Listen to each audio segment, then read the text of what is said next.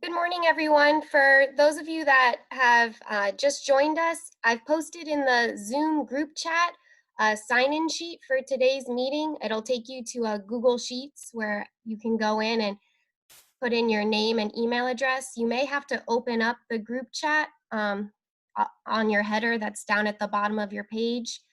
If y'all don't mind, please signing in so we can keep track of who's attending today, and then we'll be sending certificates after the meeting to everyone who signed in.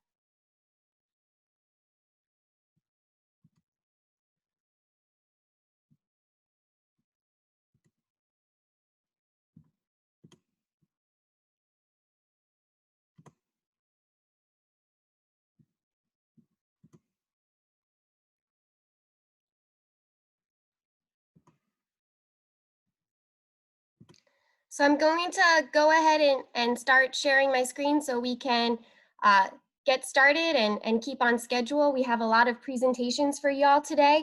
I just want to thank you all for joining us this morning and being flexible as we switched this training from an in-person training to an online. We really wish we could be in the Woodlands with y'all in person, but obviously with everything going on, we want to make sure that we're protecting all of y'all, the participants, our instructors, and just our whole communities, keeping them safe and healthy. So thank you all for your flexibility in this. As I mentioned, please sign in on that Google Sheets that's in the group chat. That's how we're going to keep track of who's here today and what we're going to be using to send out certificates following the meeting. So especially if you're looking for some continuing education units, please make sure that you're signing in so we can get that certificate sent to you. I also want to let you know we are recording this meeting. So our hope is to post this online and be able to share it with y'all. So if by some chance you need to run out quickly or there's any technical difficulties where you're not able to hear something, we will be posting this following this training this morning, and hopefully you'll be able to then listen to anything you might have missed. Since we are a much larger group this morning, I'm hoping we can direct questions into that comment box while the presentation is going on, and then one of our coworkers, Nikki Dixon, she'll be moderating that and might be able to answer some of those questions right there in the box, or we'll direct them, we'll address them at the end of the presentation. If for some reason, I think all of your mics should be muted, but if for some reason it gets turned on, please just make sure to mute it while the presentations are going on. Since we're recording it, we want to try to limit any background noise. And then for those of you that did register when this was an in-person training, I'm still working through those refunds, and you should get a refund for the training amount by the end of the week, and you'll receive a separate email from me letting you know that that's been processed. So kind of with that, let me just introduce myself. My name is Claire. I work with the Texas Water Resources Institute. I've been the one emailing y'all back and forth, and I'm one of your instructors for today. You'll also hear from Dr. Fuad Jabber, who's with A&M AgriLife Research and Extension up in the Dallas area. And he'll be your main instructor for today, going through natural stream restoration. And then Nathan Glavey also works with me at the Texas Water Resources Institute. And then we also have the privilege of having Roberto Vega with the Harris County Flood Control District and Ryan Baer with the Houston Advanced Research Center. They were our local co-hosts when we were going to host it in the Woodlands, and they're still going to sign on and talk to y'all about some of the local restoration and watershed planning efforts that are going on in the Houston area. So that's kind of the outline of who's going to be talking to y'all today. So with that, I'm going to go ahead and get started with just a brief introduction to riparian areas, stream processes, and restoration. So riparian degradation, so those areas right along the streams that buffer between your drier upland areas and your stream site are being kind of degraded and poorly managed. And a study done by the US EPA found that over half of our river and stream miles in the US are reported to be in poor condition, noting that there's an increase in some of those streamside disturbances and that poor riparian vegetation. So this isn't something that's just specifically happening here in Texas. This is something that is being seen across the nation. And there's a variety of reasons for the poor riparian vegetation along these streams and why they're in poor condition. But one important reason and that's noted and a new stressor that we're seeing is that increase in human population and all the demands it puts on these cities when we see that increase in population. So then the industrial, commercial, and residential needs, and how that's going to place a lot of stress and demands on our stream corridors. And when we see that these riparian and stream systems are in a more degraded system, it affects our water quality. We see an increase in pollutants and loading into our streams. We're seeing a decrease in good habitat, so we're not getting as much diversity for good wildlife as well as for aquatic species. And then it just affects the overall stream health. And when we have these unhealthy watersheds, we see a lot of damages that happen in and around these urban centers and in our watersheds. So flooding becomes increasingly more damaging when we don't have those healthy riparian areas to help kind of slow down and those floodwaters. We're seeing lower base flows, and that's especially important during those drier months when we're not seeing as much rain. So we want to make sure we're supporting that base flow so that we can continue for our own recreational use as well as for aquatic species. They also bring in higher sediment loads into our creek, and I'll talk about this more in a few slides, but when we see those higher sediment loads entering into our stream systems, it reduces our reservoir storage capacity, which is so important as we're looking to make sure that we have a sustainable water future. These unhealthy watersheds also can bring in the invasion of exotic species. We lose a lot of our natural riparian habitats, and again, that degraded water quality. So a lot of things that us as individual citizens, as well as the agencies and the groups that we work for are working to protect these stream systems. Having a good, healthy riparian area is really important to abating a lot of these issues. And so that main stressor that we mentioned earlier, that increase in human population, I just want to take a few moments to kind of visually show what we're seeing here in Texas. And this was a study that was done from our sister institute at A&M, the Natural Resource Institute. And what they did was they looked at the Texas population from 1997 to 2012 and mapped that out on a county-wide basis. And so what they saw was between that time frame, there was about a 36% increase in population. And when they mapped out where that population was moving to, what they found was people weren't moving, evenly across all of the counties in Texas. They were moving to those already densely populated centers. So 65% of that increase was in our top 10 highest populated counties. And you can see that on the map to your right.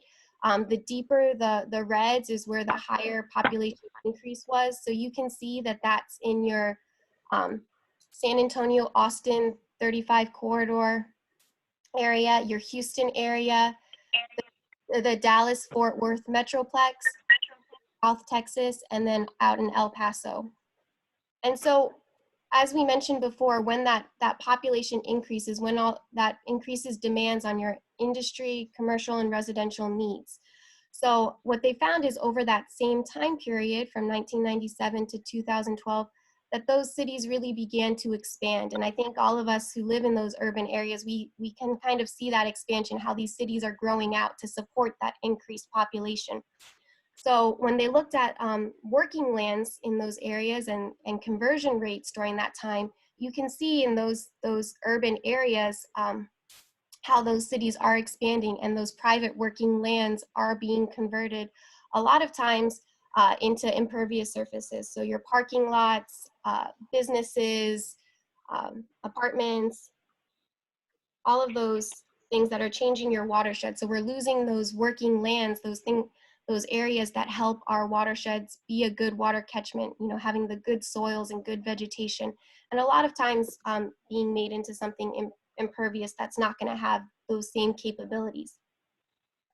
And when we see that change in our watersheds, those increase in those impervious surfaces, that's one of those big things that lead to those more damaging floods, because now you're not having a lot of water that's being soaked into the land. You're going to have a larger volume of water that's coming off of your landscape, and it's going to overload your stream systems, and that's where we see a lot of those more damaging floods. And I think in a lot of our urban centers, we can think of times where we've seen some of the effects of flooding in our areas. Another thing that urbanization and changing that watershed does is it increases the amount of erosion and sedimentation in our rivers and streams. So, you know, some erosion is natural in stream systems, but when we're seeing unhealthy riparian areas, or we're having that larger amount of water into our stream systems, we see larger chunks of land and an increased erosion. So erosion that might take a long time to happen is happening on a much faster time scale because of that increased volume and speed of water during those storm events. And that's not only a threat to your land use and your property values, because you're the land, but it's also, you know, a risk for human safety. And when all of that extra sediment enters into your stream sites, it's, you know, it's moving through the river, but once it hits that reservoir, so once that faster moving water slows down in that reservoir and it starts to settle, that's when we start to lose that reservoir storage capacity, because that sediment starts to settle on the bottom, and then as it builds up, you're losing that storage capacity. And the Texas Water Development Board predicts that surface water in Texas is going to decline by about 3% in the next 50 years, specifically due to sedimentation and how it can reduce that reservoir storage capacity. And 3% sounds like a small number, but that's roughly about 104,000 acre feet of water. So based on a family of 4, the amount of water that they use in 1 year, that would be enough water for over 231,000 homes. So that is, you know, an important source of water that we want to make sure that we're protecting, so that as our populations do continue to expand and the stress is put on our water systems to make sure that we have enough water to meet all of the needs here in Texas, we want to make sure we're protecting that. So one thing we can do is make sure that we're not losing that storage capacity. And right now, there's not a great way to kind of fix that once we see that reduced reservoir storage capacity. So the Water Development Board reported that a lot of times dredging, so kind of removing that sediment from the reservoir once it's already in there, can be just as expensive, if not more expensive, than building a whole new reservoir, which is also not a very efficient or cost-effective way to control this problem. So cities and areas are trying to be a little bit more proactive, so they know how expensive it is to deal with the problem once it's already happened. So areas such as the city of Austin, that if we can improve these riparian areas as much as we can, make these watersheds more of a water, capture more sediment on site, more water on site, then we can kind of reduce the excessive sediment that's entering into our stream site. So we're dealing with it before it becomes the issue. So that being more proactive rather than reactive can save us money in the long run.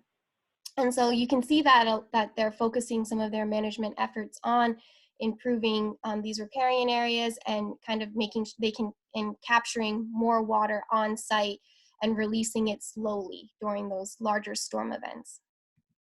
And so that kind of is a little bit of background on why we wanted to start these trainings. So Dr. Jabber has been hosting these urban stream restoration trainings in the Dallas area, but these are issues that we see all around Texas, especially in our urban areas. So that's why we worked with him to be able to offer this statewide. And so we hope to kind of talk to y'all about some of these specific issues you see in urban areas and the benefits of this natural stream restoration technique. And also part of the project, worked on a demonstration site that kind of shows some of the benefits of having good, healthy riparian area, good, healthy vegetation. So I'll talk to you a little bit more about that project in a few slides. Specifically about these educational trainings. Traditionally, they're a full day training where we'll do these presentations in the morning in a classroom style. And then in the afternoon, we'll go out to a stream site and actually do some monitoring work and learn, kind of put together some of what we talk about in the morning in the field. Obviously, we've kind of adapted this format for right now, so it's just going to be these morning presentations. But what I will say is that we have received additional funding to continue to offer these trainings. So starting in the fall, we'll start traveling around to the different cities and offering this training. And so I think our plan is to go back to Austin as well as to the Woodlands first, since those were the two trainings that have been affected by COVID-19 and not being able to host them in person. So we will make sure to email y'all once those training dates get set, and hopefully you'll be able to join us again and get to do the full program. Also, at the end of this project, we're doing an advanced 3-day training. So, you know, today you learn a lot about the basics on natural stream restoration and the basics on a lot of the techniques, but the 3-day is where it's really going to go into a lot more detail about this. And originally we were going to host it in May, but again, just to be safe, we're pushing that till September, and that's going to be in the Dallas area. So once we get those new dates set, we'll make sure to share that with y'all. And if you want to kind of delve into these topics more, we encourage y'all to join us in the fall for that 3-day training. And traditionally, we gear these more towards professionals that are interested in doing restoration projects, but there's a lot of good information for homeowners and landowners. So we open it up to anyone who's interested in learning about natural stream restoration. And what we hope you all learn throughout the morning is kind of learning the impacts of urban streams, specifically how you can recognize a healthy or a degraded stream system, learning to assess and classify a stream using the Bank Erosion Hazard Index, and then understand the difference between kind of natural stream restoration and your traditional stream restoration techniques. And so this is a look at what Dr. Jobber will talk to you all about in the morning. He'll share this training outline with you again, but just for a quick glimpse of what you'll be looking at throughout the morning on learning about classification, stream restoration techniques, and monitoring and evaluation. So the other part of this, besides just doing these educational opportunities, is we wanted to also hopefully show that what we talk about does have the benefits that they do. And so we're doing that by doing a restoration demonstration project. So our project is in Seguin, so just a little bit northeast of San Antonio at the Irma Lewis Seguin Outdoor Learning Center. And so what we're doing is we've replanted 100 feet on both sides of the banks along Geronimo Creek, and then we have a 100-foot buffer, and then we've got a control site where we haven't done any planting. And we're monitoring based on doing stormwater as well as grab samples. We also have erosion pins, and then we're doing the Bank Erosion Hazard Index, and we're looking to see if that vegetation helps stabilize the bank, so reducing erosion rates, as well as reducing the total suspended solids actually within the creek, so we're not seeing that excessive sedimentation in our creeks. And so we've been monitoring that for the past 2.5 years, and again, we're going to be looking at continuing this for the next 3 years. So this is just an aerial view of Geronimo Creek and where we have our treatment section, and then you can see there's the buffer area and then our control section. And this is a look at the treatment section before we did any planting. So you can see before we did any planting, there were a few grasses. They also had elephant ears. We left those in place for a while as we waited for our other vegetation to kind of take root and grow, and then we went back and tried to remove some of that. I do think it's coming back up again. It is pretty invasive. And then this is a look at our control section. So again, it had a few grasses and those elephant ears, but not a whole lot of diversity of vegetation. And so that one we left as is. and we're monitoring both sites. So we're looking at total suspended solids by doing stormwater sampling as well as grab samples.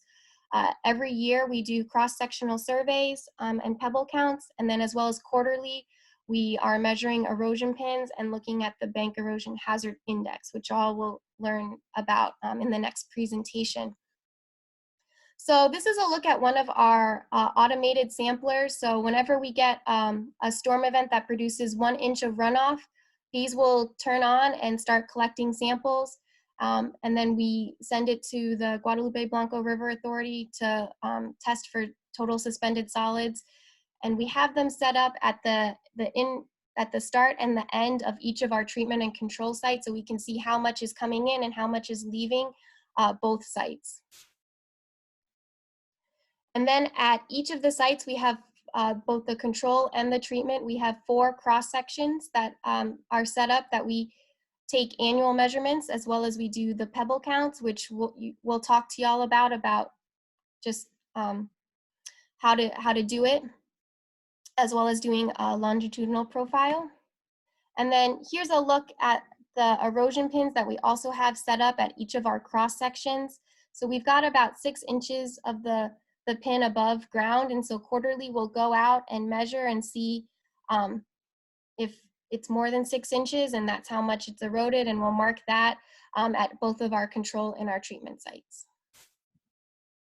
And so what we hope to show through this project is, you know, when you're managing for those good, healthy riparian areas, when you have that good vegetation, then you're managing to be able to do a lot of good things. So you're slowing down stream energies, dissipating that. You're helping to stabilize the banks because you've got those good root structures that are going to help stabilize it. It's going to reduce erosion, and that good vegetation also helps trap sediment, so it helps build and enlarge that floodplain.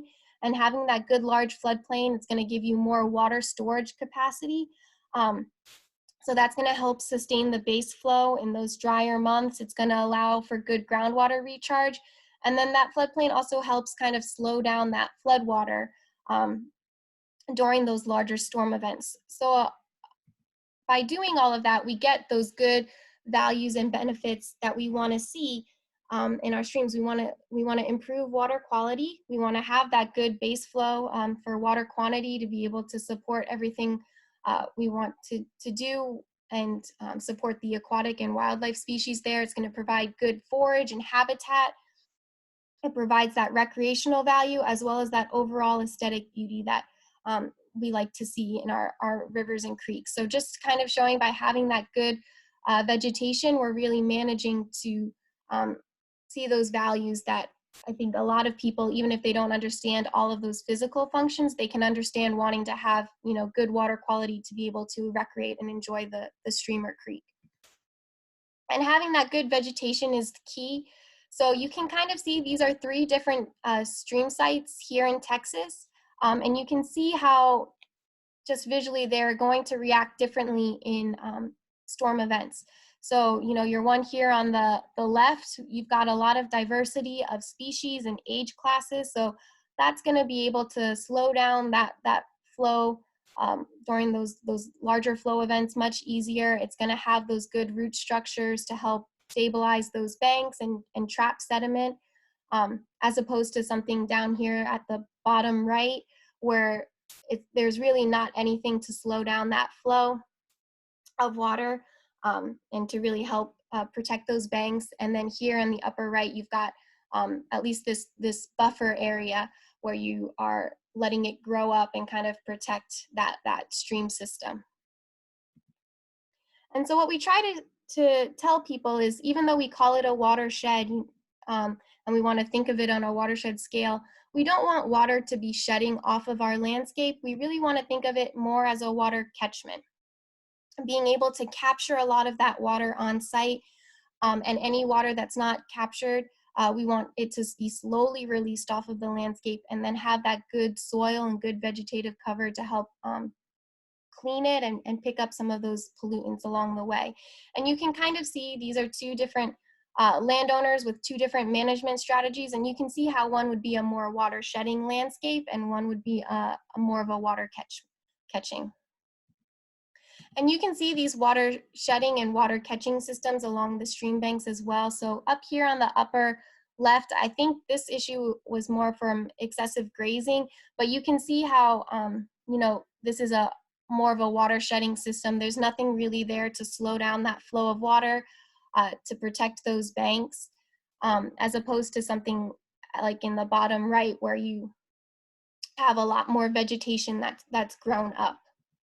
And so what we try to show is that by not having this good vegetation, by not having these good healthy riparian areas, that it's really an overlooked opportunity to be able to capture that water and store it on the land, to be able to use it to during those drier periods to sustain that base flow, slow down those floodwaters that by just letting it rush off, we're really kind of missing a good opportunity to protect these and to provide that water that we want. And so what we show is by, you know, by doing some proper management in your watershed and proper protection, you can restore these riparian areas. And with good, when you have these healthy riparian areas, that's when we see that improved water quality. So you're not seeing as much bacteria, nutrients, or sediment loading into the stream. You're gonna see lower in-stream temperatures and improved dissolved oxygen levels. So that's gonna be good for the invertebrates and the fish communities that live in your stream, as well as it improves the overall aquatic habitat. And the other big thing when you have these healthy riparian areas that help clean that water is it helps improve water quality. And that's the other piece that we work on a lot at the Water Resource Institute, as I know a lot of your agencies do as well. So I'm just gonna touch really briefly on some of the water quality issues we see here in Texas and the idea of watershed planning.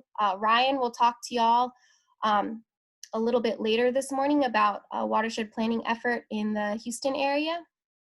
So the Texas Commission on Environmental Quality, they, every 2 years, they release an integrated report that looks at the last 7 to 10 years of available monitoring data on all the rivers and streams across Texas. And those streams that have enough data to be analyzed, then they'll assess their water quality standards and if it's meeting the designated use. And I'll talk about what the designated uses are in the next slide.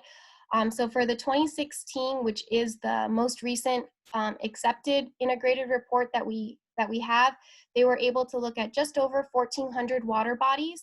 And so they looked at those 7 to 10 years of data for those water bodies and found that about 574 of them were considered impaired. So they were not meeting their designated uses and their associated water quality standards.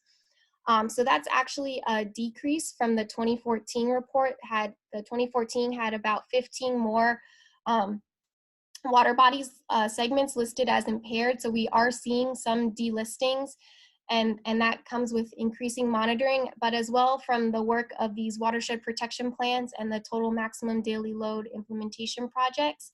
So I mentioned Ryan will talk to you about one of those a little bit later this morning, but they're really stakeholder driven and looking kind of, you know, in the whole watershed area on what we can do to reduce some of these pollutants from getting into our stream sites. And just to look at what the main impairments are, bacteria is the most common impairment in Texas with about 39% of listed impairments, followed by low dissolved oxygen. So that's usually attributed to high levels of nutrients, and then organics and fish tissue. So each stream system has a designated use. And based on that designated use, then when they're looking at that monitoring data, they're looking to see if they're meeting those associated water quality standards with that designated use. So for aquatic life, if it's supposed to support a high or low level of aquatic life, then they're looking at the dissolved oxygen levels, the toxic chemicals, and total dissolved solids. For recreation, the main thing they're looking at is bacteria and what the bacteria levels are to see if it's safe to recreate. For drinking water and fish consumption, they have their own host of water quality parameters that they're testing for to make sure that it's safe to drink or to consume the fish. And so this is just an example. So this is for the designated use of high aquatic life. And it kind of shows those water quality standards. So some of it, it has to be above or below a certain number. Sometimes it has to be in a range. But that's what they're looking at when they're looking at that monitoring data, to see if it's meeting all of those standards for that designated use. There are a few things, such as nutrients, that we don't have a specific standard for yet. So we have some general guidance with a screening criteria. So we have an idea if the area we're in has, high level of nutrients, but that's something that on the state level that they're working on creating a standard for nutrients. We just don't have that specific standard yet. And so this is a look at all of the watershed planning efforts that are happening throughout Texas. So you can see it's not really centralized to one specific area. These are things that are happening across the state. So when we go and host these trainings, we do try to reach out to the local watershed planning efforts because of their goal of reducing pollution and improving water quality. And we see, by having these natural stream restoration and this good riparian vegetation, we have similar goals of improving water quality. So there's a good relationship there. So we try to make sure we include them when we go and host these trainings. And so the main things that they look at when we're trying to improve water quality is they're looking at their point source and non-point source pollutants. So point source, as the name kind of alludes to, it's where something a lot of times is coming from a pipe, but you can generally point and say this is where that pollutant is being discharged. This is where this is entering into our stream or creek. So that's a lot of your wastewater treatment plants, your industrial facilities, and your confined animal feeding operations. Those are all considered point source. Anything that's being discharged directly into the creek, that does require a permit from the state. And with that permit, they have monitoring requirements that they have to meet, as well as they get audited every several years. So there is some regulation that goes along with that, being able to discharge. The other side of that, the non-point source, is where there's not one specific point where that pollutant is entering into our stream or creek. It's more diffuse off of the landscape. So kind of, the things that get picked up during those runoff events. So that's a lot of your urban areas, some of the urban pollution. There is a little bit more with the stormwater permitting, trying to regulate that, but for the most part, a lot of it is still considered non-point source. Anything with wildlife or feral hogs is considered non-point. There's not one specific point of entry. The same for livestock and crops, especially if you're not using your fertilizers or pesticides appropriately, you're using them too much or not at the right time, then that excess can can get picked up during runoff events and end up in your stream system. And then the same for those on-site septic facilities. If they're not being maintained appropriately, have the risk of discharging raw sewage that could end up in your stream system. So since there's not one specific point of entry, it's more, dispersed off of that landscape, you need to, it's harder to regulate, so there's not really a lot of permitting that goes with it. So a lot of the work that's done is kind of what are the management strategies to kind of reduce the risk of that entering into our stream site. So a lot of that is just making sure you're maintaining your septic facility appropriately. If you do use fertilizers or pesticides on your property, whether you're a homeowner or a landowner, just making sure you're using the proper amount. And the same goes for in your urban areas too, just making sure that, what you do on the land, you're mindful of that it has the chance and the potential for ending up into your stream system. And all of that is important because, all of these impacts are cumulative. So what's happening upstream is going to affect our downstream neighbors. These are streams and creeks. They flow through both private and public land. So it really takes a concerted effort by everyone to make sure we're protecting these resources. Water is, if not one of the most important resources that we have, and we really need to make sure that we have that preferential treatment to protect our stream sites. So with that, that's the end of my presentation. If y'all have any questions right now, you can put them into the chat. Let me stop sharing so I can see everything.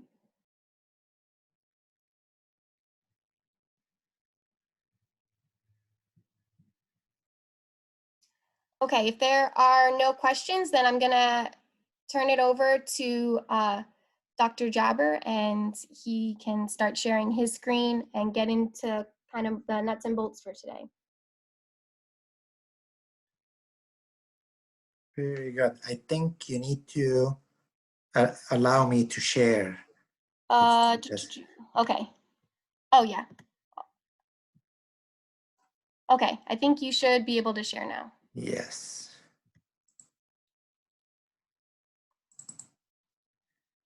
Okay. Are you guys able to see it? Yes. Oh, but this, Okay. yes, yeah, you're good. Is it? Very good. Well, thank you, Claire, for this nice presentation. And so my name is Fouad Jaber. I am a faculty in the Biological and Agricultural Engineering Department with Texas A&M AgriLife Extension. I am based at the Dallas Center, and I am an integrated water resources management specialist. And we're going to talk today about streams and stream processes. How do streams form naturally? And what are, whenever they go out of whack, when they become unstable, what are ways to restore them to their natural conditions? So we're going to start talking about the hydrologic cycle. We're going to address stream morphology, which is part of the processes of formation of a channel and how a channel should look like.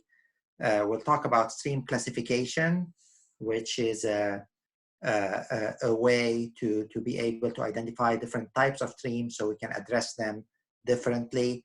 Then what causes instability in stream, how to restore them, some structures we can use to assist in the restoration. We'll talk about vegetation need and riparian zones and how to make sure that your project is working. So here's your hydrologic cycle with different processes moving that water in cycle all over the seas and the land. What are the role of streams in those?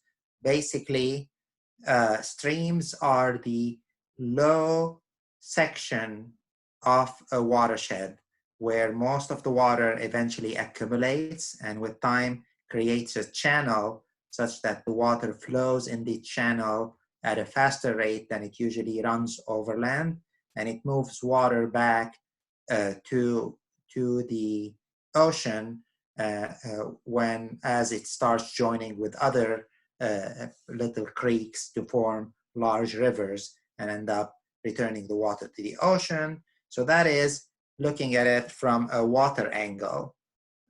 But when we look at the stream as an ecological system, we understand that streams are a full ecological system by themselves. So by forming this water that flows fast, usually in addition, you start having riparian vegetation growing on the sides, and also these streams, the way they form, by forming this channel, they move sediments from the landscape during rain events.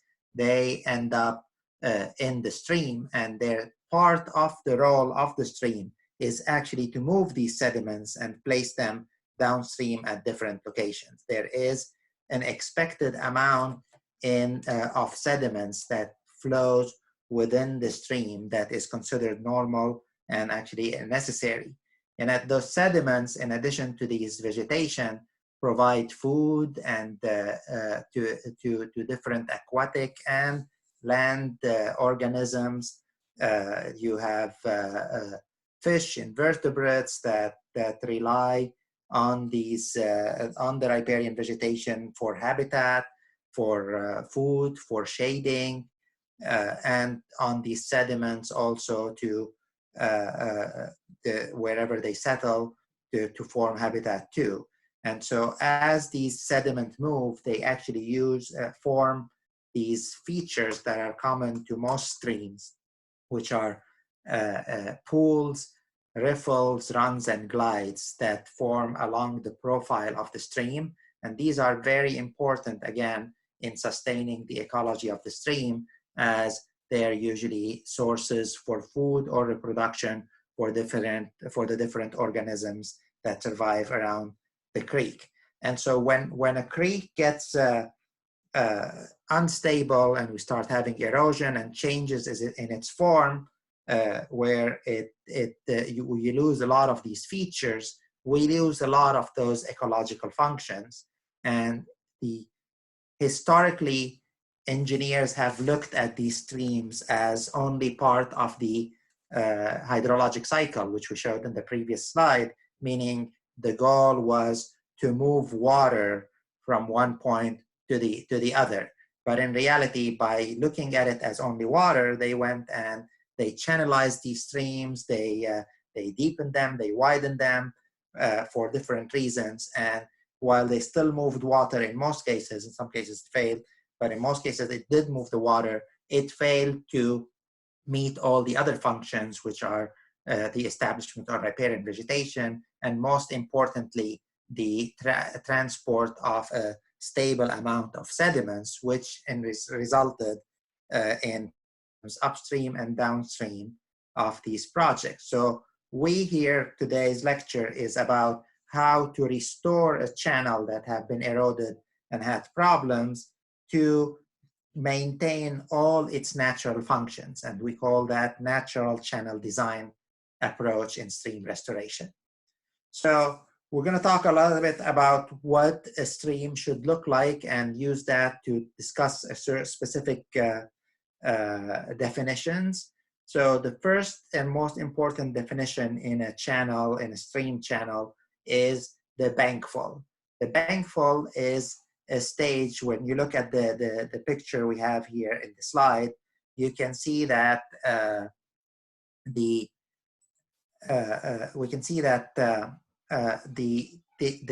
channel looks like there's a channel which is ball shaped here in the cross section, and then we have a flat area on each side of that channel, which is the floodplain. So the actual stream channel is the whole section, the floodplain and the ball shaped part. That channel ball shaped part actually has been found to be, in most streams in the world, represent really the same storm. Basically, it forms to carry the storm that happens every 1.2 to 1.5 year. That's your bankfall. So in a natural channel, when you go and you see that cross section, if you measure what would the flow be when the water is at the top of that ball-shaped section, the bankfall stage, the flow rate represents the flow coming from a 1.2 to 1.5 year storm. And then the additional part would be whenever you get larger storms, water overflow the channel banks and floods the side floodplains in this case. Why does that form? Basically, that flow, the 1.2 to 1.5 year storm, is the less erosive flow. So it actually, historically, over millions of years, as the climate is specific to that area, the channel carries that 1.2 to 1.5 year flow and forms this part of the channel and is able to carry it without change because it's a low flow that's not really erosive.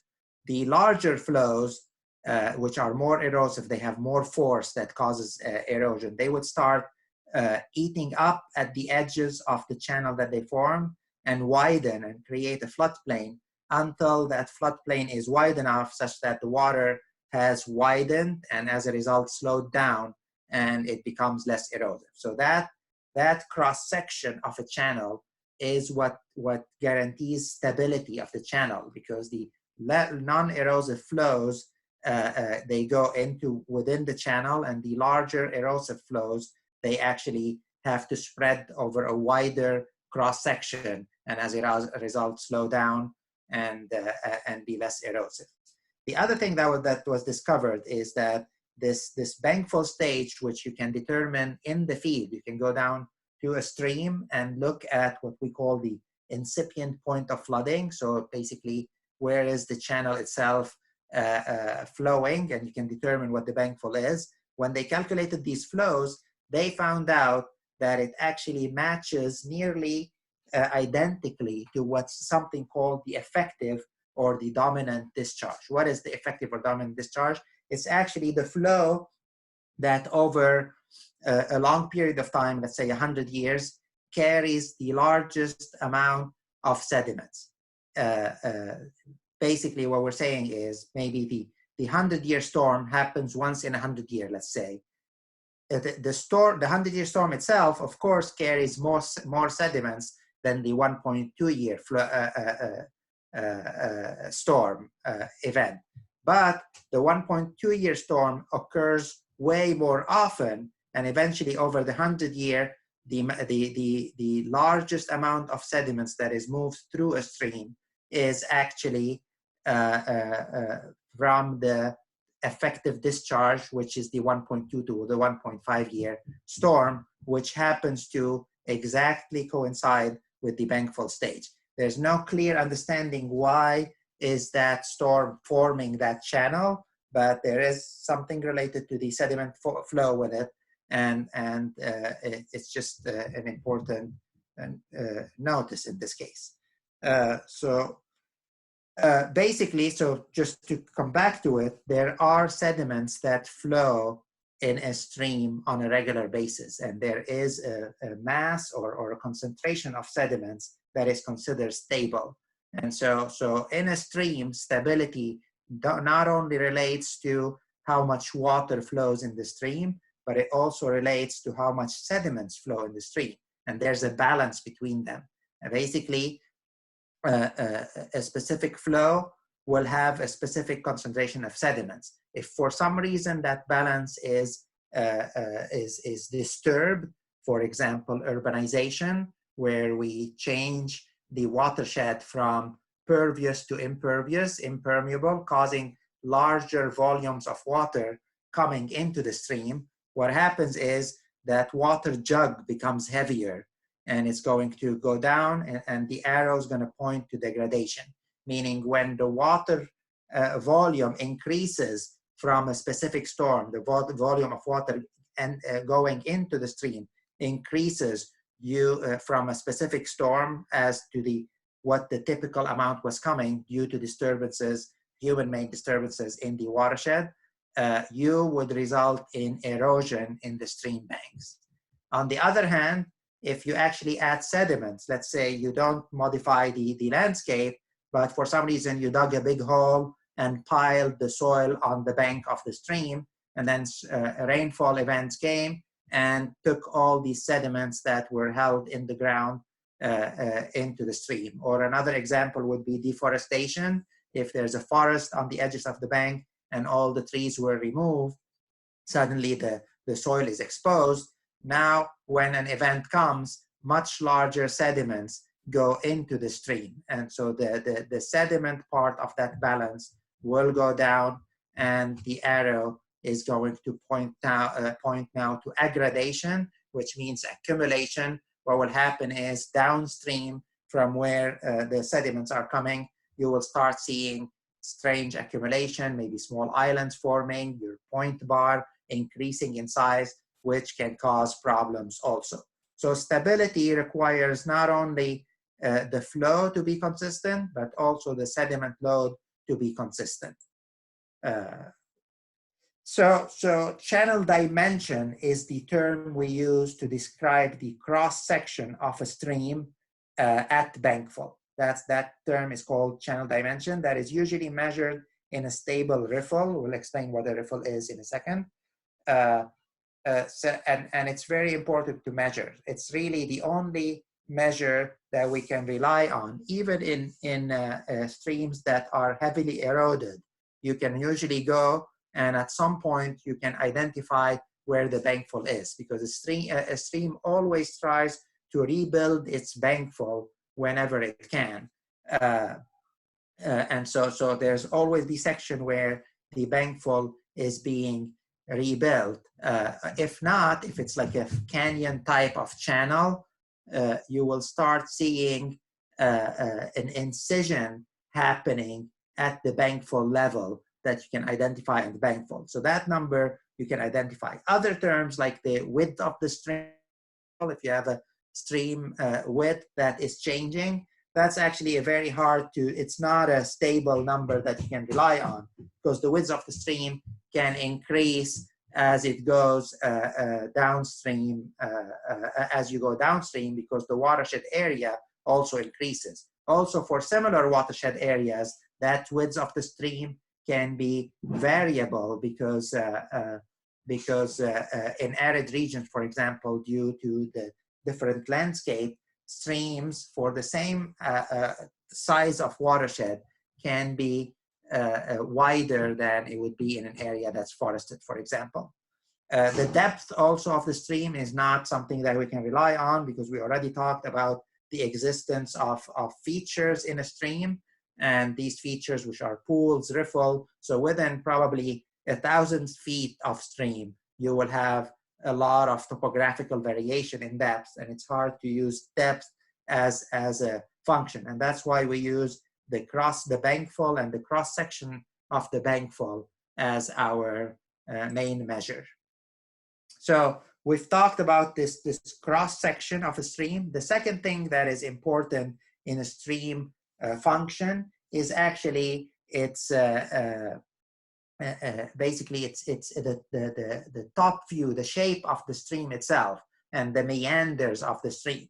So a stream meanders naturally due to different water functions. As water flows, it creates eddies, and with time, it would create for itself a meander, and that meander, what it really does, that meander will continue until it can control the force of these eddies, and so guarantees a stability of the stream.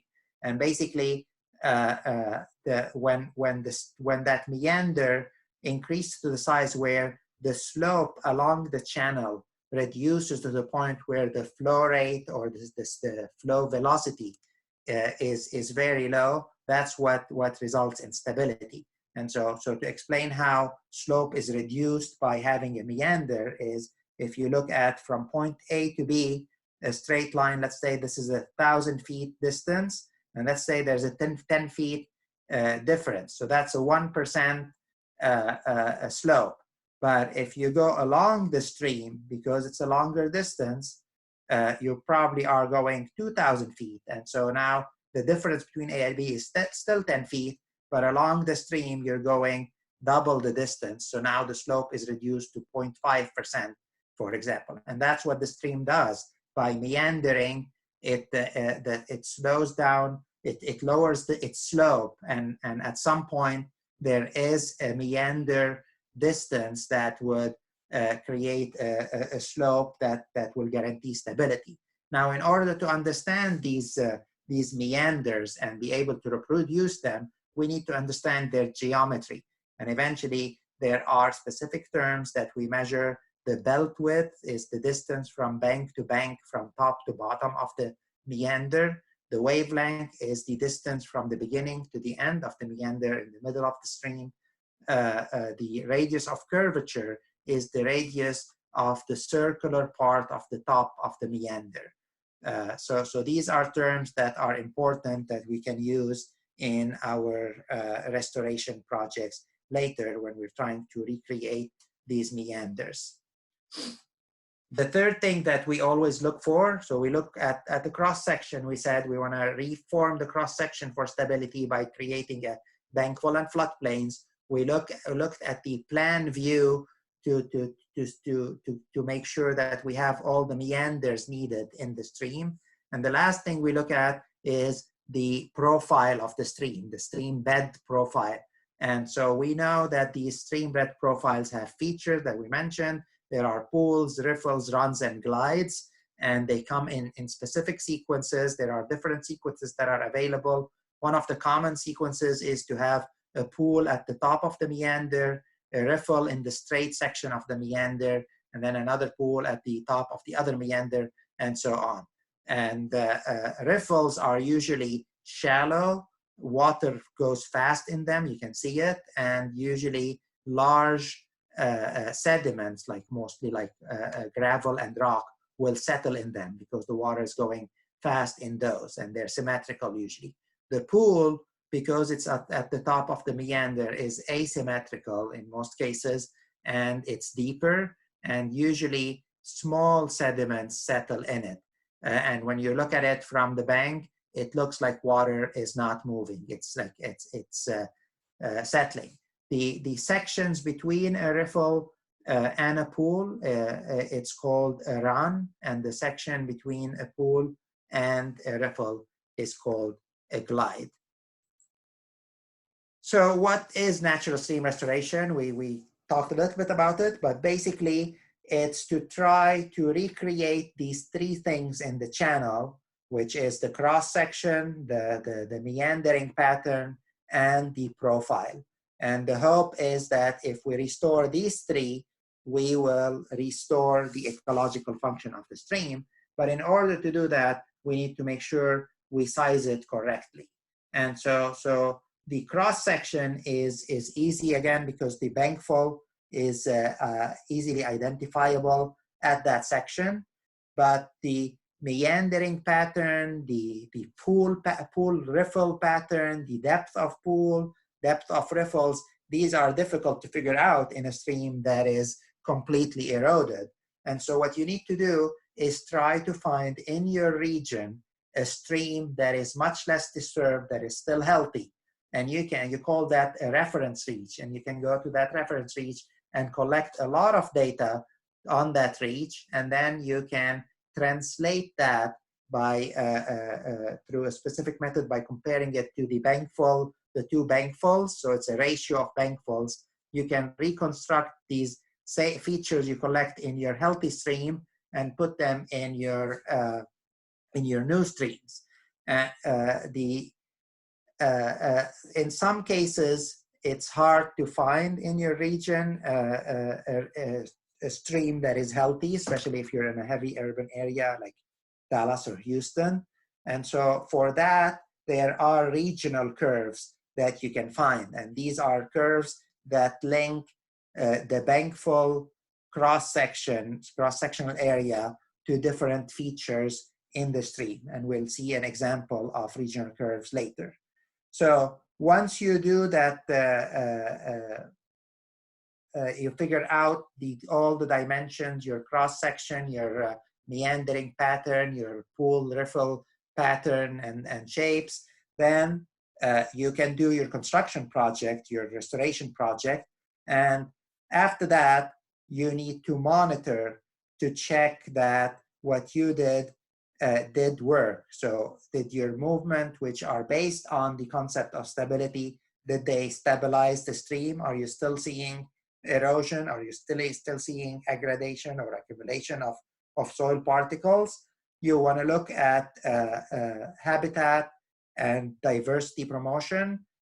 Are you seeing increases in diversity of aquatic organisms, in aquatic invertebrates, fish? That's usually the best proof that your restoration has worked, because your procedures should have increased habitat and food availability. And finally, is the stream promoting riparian vegetation? Are the riparian vegetation staying there, or are they having trouble surviving? Is erosion causing them to fall back into the stream? So riparian vegetation promotion is another measure of success of a restoration project. So at this point, we're going to start with the steps that you need to take in order to start a stream restoration project. So what are the data and the measurement that you need to do?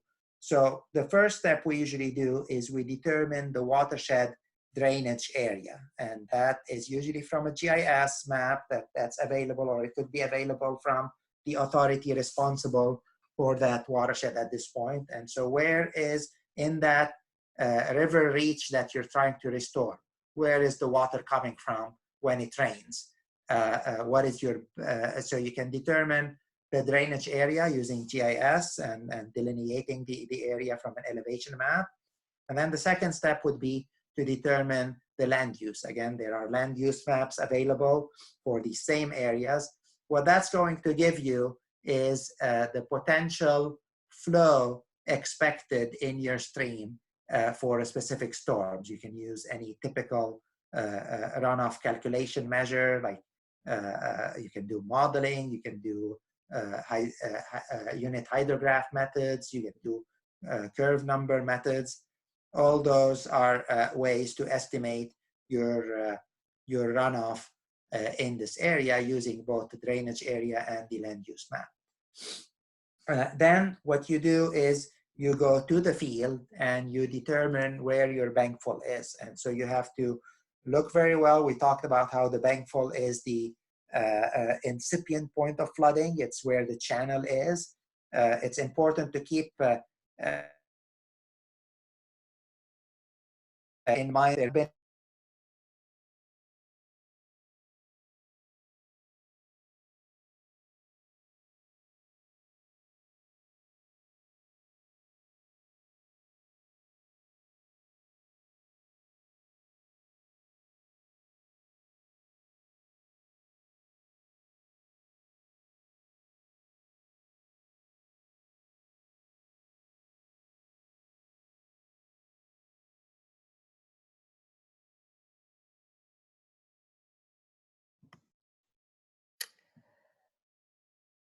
Dr. Jabber, I think you're frozen. Or we might have just lost him. Okay.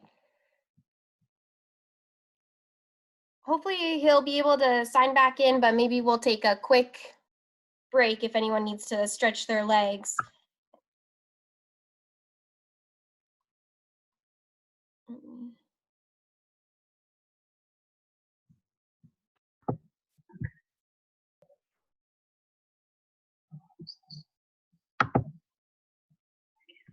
I also had a couple questions in the chat box. We do have all the presentations PDF'd and they're available online. I will share that link in the chat, and I'll also share it following the meeting.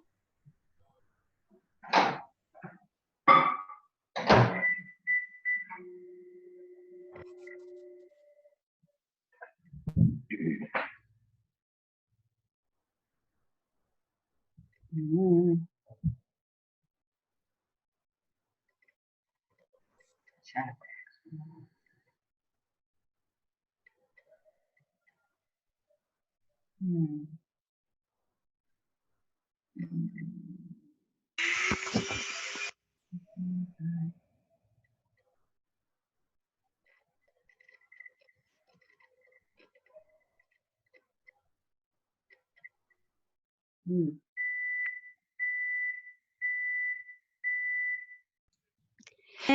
Let's get everyone to go back to the link for signing in. I think we had some people that were signing in at the same time, and so just make sure that your name is still there and your email.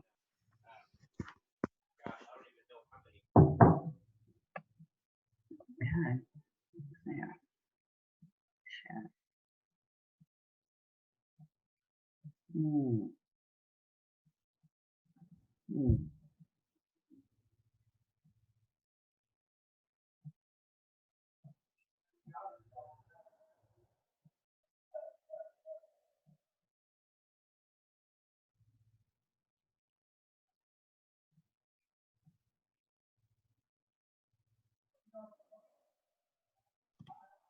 Okay, I am going to repost the sign-in sheet. I know a few people did say they were having trouble signing in.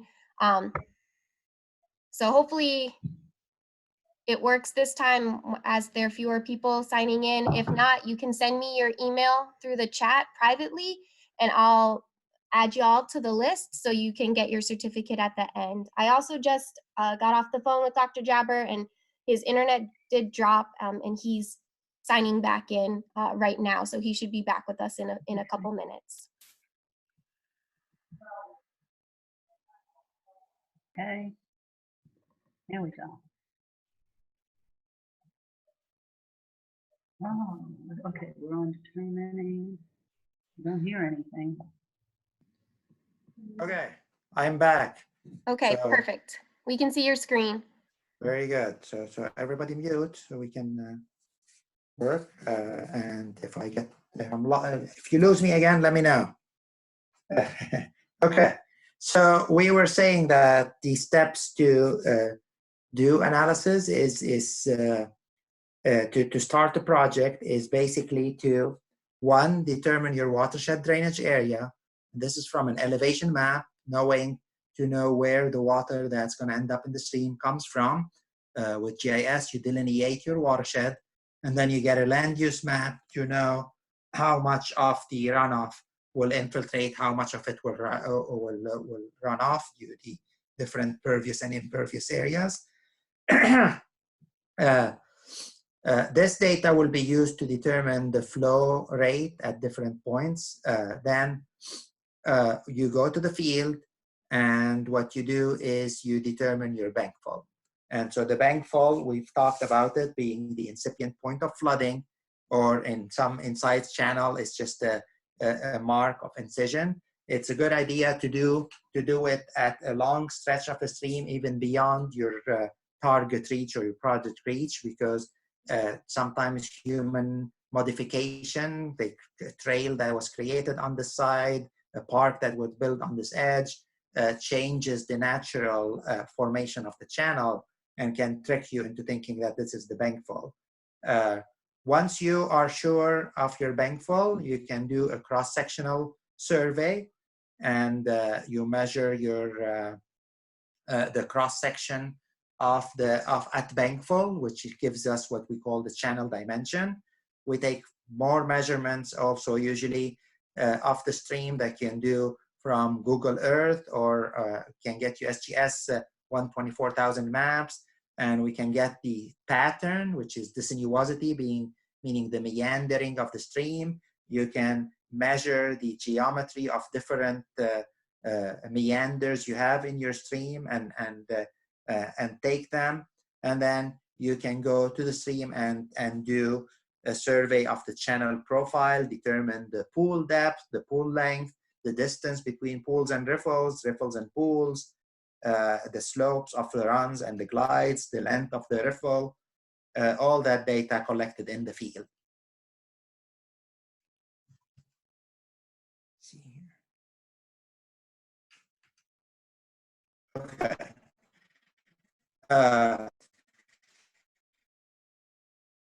So you're there, you do something called the substrate analysis, which is basically the material that is used, the material that forms the channel. And that's very important because it does help you understand the typical flows, what size vary, and how is the natural material that your channel is formed with, and it also helps you understand its erodibility and different factions. So you're done here with your data collection and the data analysis. You use your land use and your watershed, your delineated watershed, and you use a rainfall runoff calculation method to try to estimate what's the flow expected from the 1.2 year storm or the 1.5 years, 1.2 to 1.5 year storm. You back calculate what you got from your bankfall cross-sectional area and your survey, and you try to see if it does fit that 1.2 to 1.5 year storm. You can get that data either from modeling using a model like HEC-RAS, excuse me. HEC-RAS can help it, or if there is somewhere close by, you can get the record for that USGS gauge and determine what the 1.2 to 1.5 year flow, 5 year event flow expected should be. If it matches what the flow calculated for your bankfall discharge, that means you selected the correct bankfall. If it doesn't, then there must have been some error, and you need to check again and go to the field again and check what bankful you got. So with that data, where is the bankful and what's the bankful cross section, and what is the nature of the watershed, you want to assess the stream area, the floodplain, the riparian zone, the topography, any constraints, any places where the stream is going too close to a building, where you can't do any modification. You can do a plant inventory. You can measure the soil fertility around the stream. So a general assessment of the stream region, the riparian zones and beyond, and understanding, can you keep trees? Can you remove trees? What type of trees are there? What are there invasives? Are there native vegetation? All that needs to be recorded and assessed in your analysis before you start your project. Here we have a flow chart which describes really the steps that needs to be taken when assessing a stream, and if a restoration project is undertaken, what to look for as a result of your intervention in refixing the stream. And so basically, the first level, which is level 1, the top of the data mentioned in the previous slide. What's the climate zone? What type of material do you have? What's the watershed area? Where is the drainage network? Then from that, you look at the reach you're working with, and you want to look at your valley slope and your sinuosity, basically the slope of the section of the stream and how much does the stream meander within it. You want to look at the channel shape, and you want to look at the channel pattern. Is it one single channel? Is it a multiple channel? How sinuous is it? Different characteristics that you can observe in the channel that you note. These usually help you, using a flow chart that we have in another flow chart that's in the next slide, to decide whether the stream is anywhere from class A to class G. And so this is level 1 is basically walking a stream. After having looked at the maps, and you walk a stream, and you should be able, with the help of that flow chart, to understand if it's an A to a G. After that, you want to go a little bit more in detail. This is when you actually go down and start doing survey activities, and you collect the channel material, and with the survey material and the channel material, you confirm your letter classification that you got in level 1 from observation, and you add to it a number which usually represents the channel material. At this point, you have a class for that channel, which is called, let's say it's an A1 or a C6 or an E5, any of these numbers. What that does, it helps you understand that the type of channel you have, and when you're looking for data to fix your stream again, you basically you can limit yourself at same class streams to get data from, which will make your calculations a little bit more accurate when you're finally deciding on what things you want to change in your stream. So that classification is helpful in that term. It also helps understand where is it in the erosion process that's happening. How bad is it eroded? And we're going to talk about this a little bit later.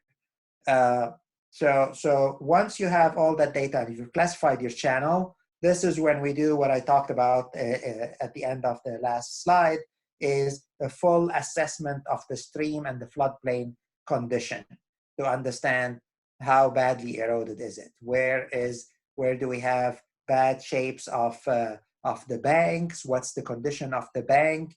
How wide is the channel? Where is Do we have any habitat? Do we have diversity? What are the conditions of the vegetation, the riparian vegetation? Any you can about the riparian zone is helpful at this point. And so with that, now that you have all that data, the class of stream, the condition of the riparian zone, this is basically the point where you make a decision that this stream needs a restoration project. It needs a full restoration project with remeandering, reforming the cross section, adjusting the slope, or maybe it can benefit without large-scale modification. Just a few in-stream structures can help here, or you might decide that it's minor modification, restoring the riparian vegetation could help in that condition. So this is where you make that decision, and you undertake your project somewhere between level 3 and 4, and whatever action you take, even if it's no action, but you did this analysis because you had thoughts that this stream has some kind of problem. Even if you don't need to do that, or but specifically did any restoration specifically, and most importantly, if you went the whole system and you had the whole change of the whole system, then it's very necessary to do a validation, which basically is observing, is erosion continuing? Is there erosion happening? Is aggradation happening? What is is the stream stable? Is the vegetation surviving? What about the diversity of the organisms, the aquatic or the land organism in the field? Is the soil good enough on the banks to sustain the riparian vegetation? All that stuff is something that you do. You monitor a couple of years, usually after a project, to make sure that things are stabilizing and nothing is going wrong. So let's talk about level 1. For level 1, this is the sheet that you should take with you to the field to decide on your level 1. And we classify our streams from A to G. And some of them are different by the slope. Some of them are vary by the slope. Others they vary by the shape. So, for example, the A class of streams are usually found on the sides of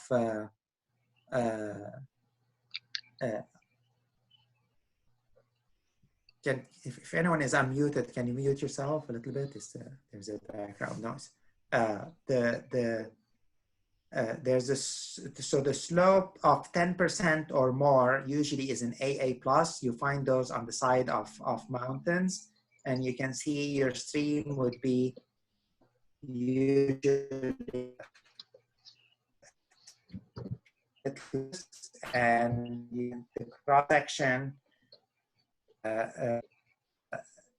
shows as a confined within the channel.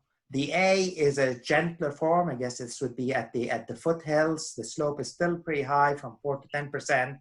There's a little bit more meandering, but the channel, all the water, even at higher flows than the bankful, is confined within the channel. So the B, C, and E channels These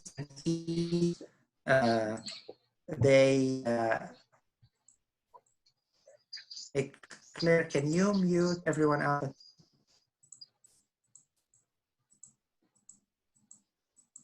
Very good. So the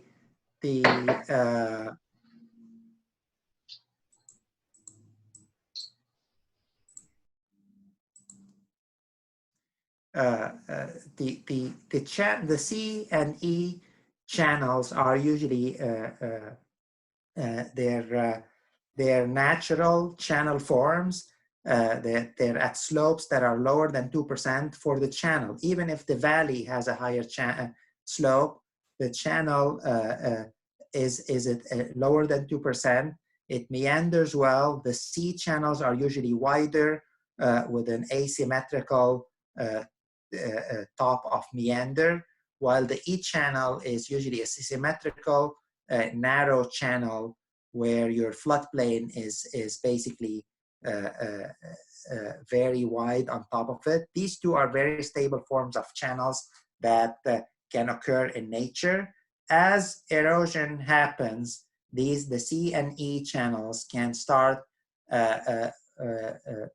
morphing into G. They go into a G, which looks like an A channel as a cross section, but in reality it has a lower slope, and it's really a result of erosion usually that you find G channels. And a G channel in time can become a canyon, which is what the F channel is.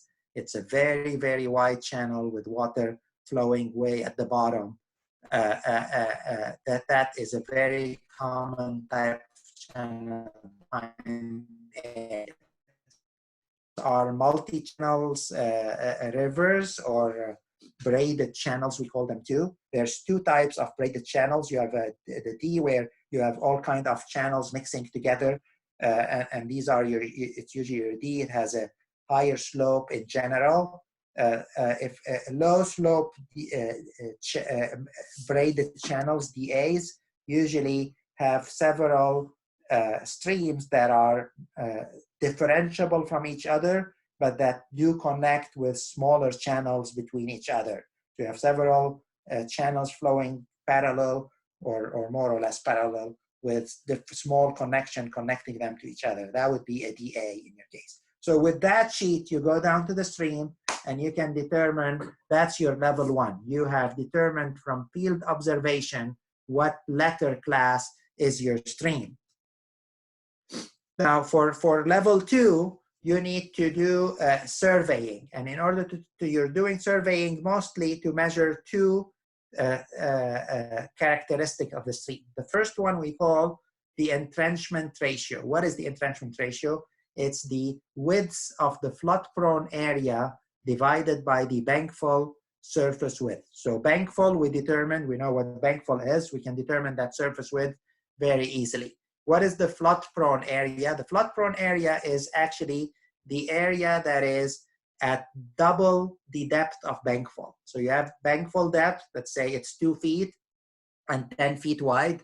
You double that depth, you put a rod and look at, we said, what did we say, 2 feet? We look at 4 feet elevation, that's double the bankful depth, and we measure the width at that elevation and see where it hits on the side. It can be as wide as the bankful, so or a little bit more, maybe 11 if the bankful is 10, or it can be actually thousands of feet. If for an east stream, it can be if you're in the middle of a plain, it can be very, very wide in this case. So the ratio of the width of the flood-prone area over a width of bankful is called the entrenchment ratio. The larger the entrenchment ratio, the more stable a stream is. Sinuosity is a measure of the meandering of the stream, and basically it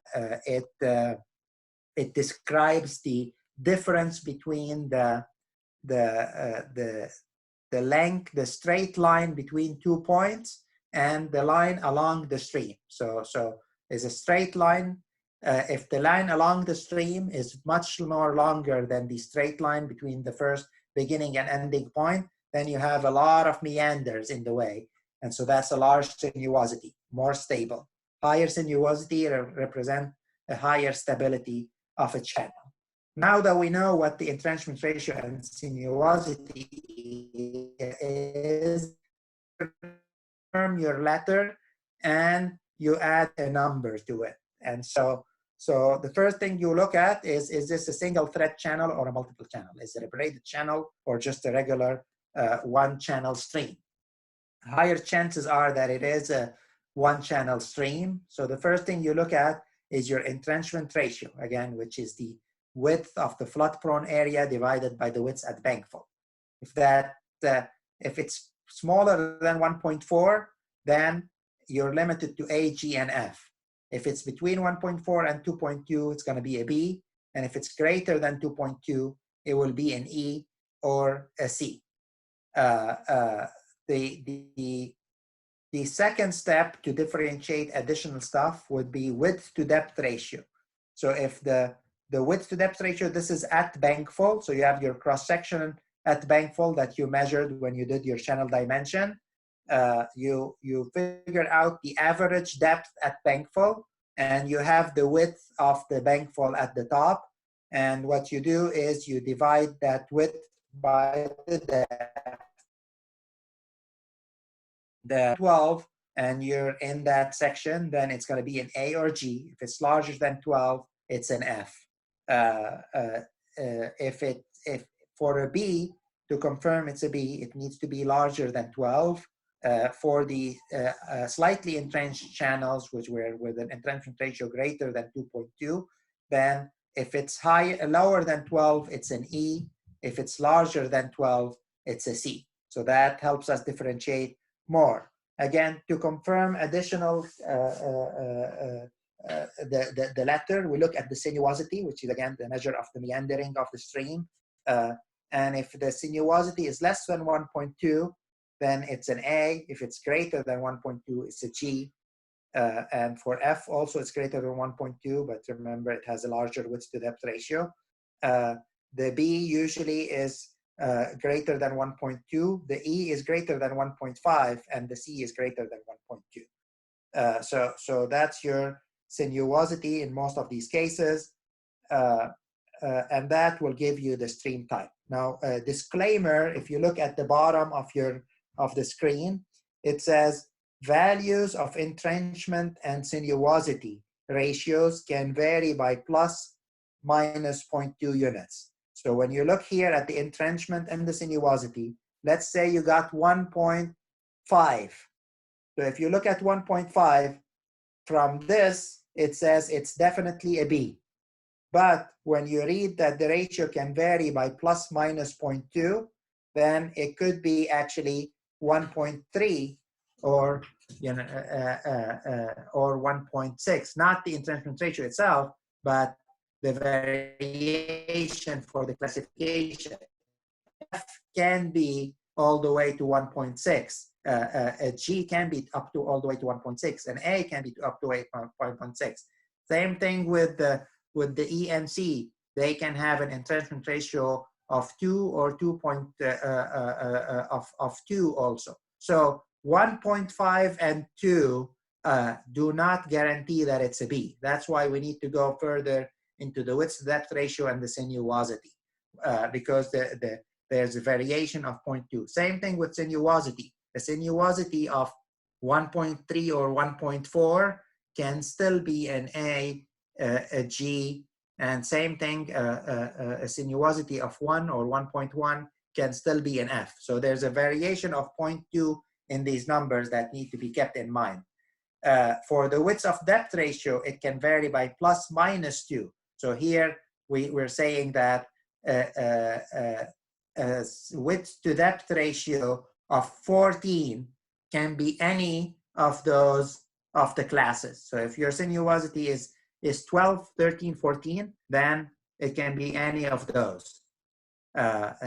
So even 11 and 10 can be any of those. So if your width is anywhere from 10 to 14, the width to the depth ratio is not enough to differentiate. So these are things to keep in mind. Again, that's why we have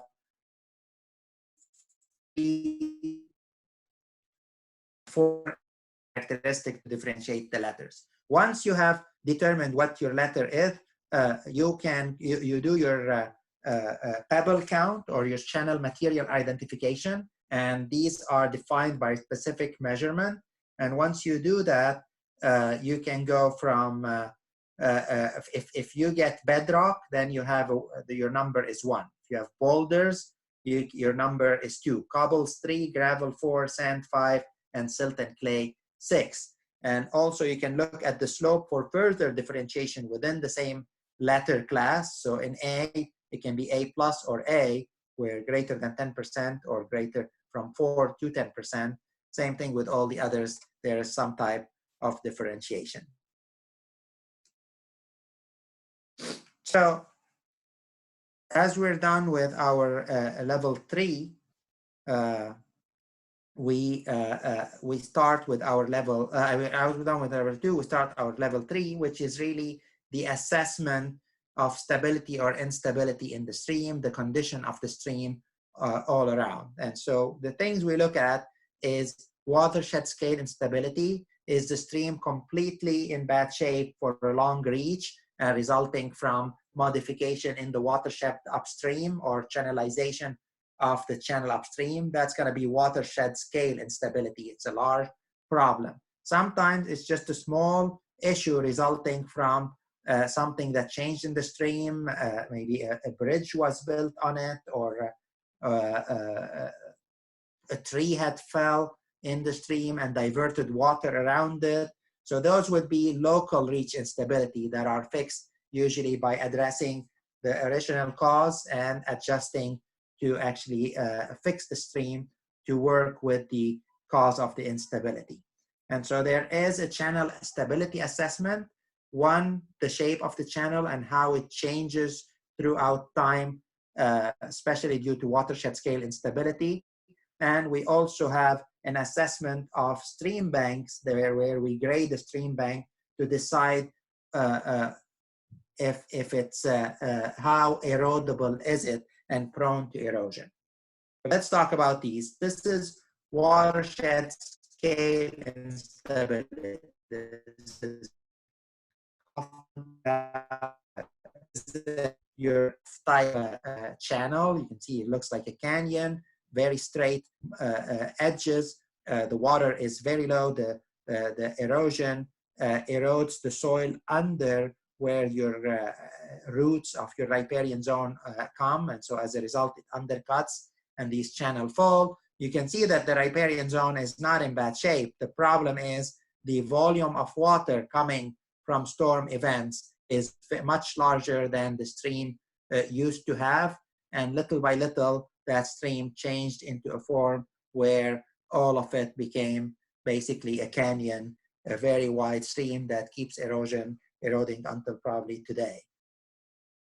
On the other hand, when you look at small streams, and although this stream again is not very big, it's a G channel, but you can see that there's still, the erosion is not continuous, as at least seasonally it allows for some vegetation to grow on the bank. You can see that there, you can see where changes are starting to happen. And in this case, I was standing on a bridge taking that picture where the pier of the bridge has been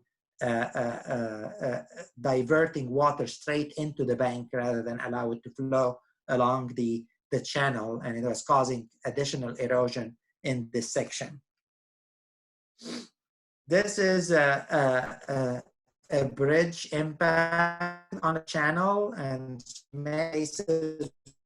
channels above creeks, streams. The requirement of cities to prevent the flooding of the bridges is actually to design box culvert underneath the bridge that will carry the 100-year flow. When you do that, you widen the channel and you build this cross section that is intended to allow a very large flow, the 100-year flow.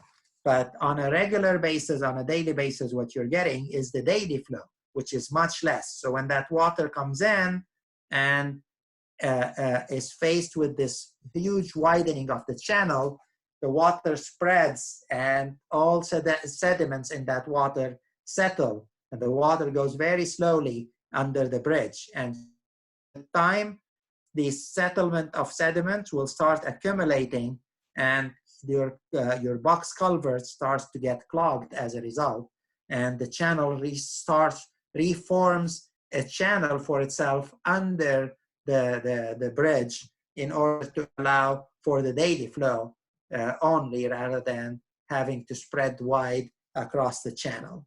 So that's a channel constriction impact. So let's talk about channel evolution, especially as a watershed scale evolution. So there's different types of channel evolution resulting from continuous erosion due to increased development in a watershed.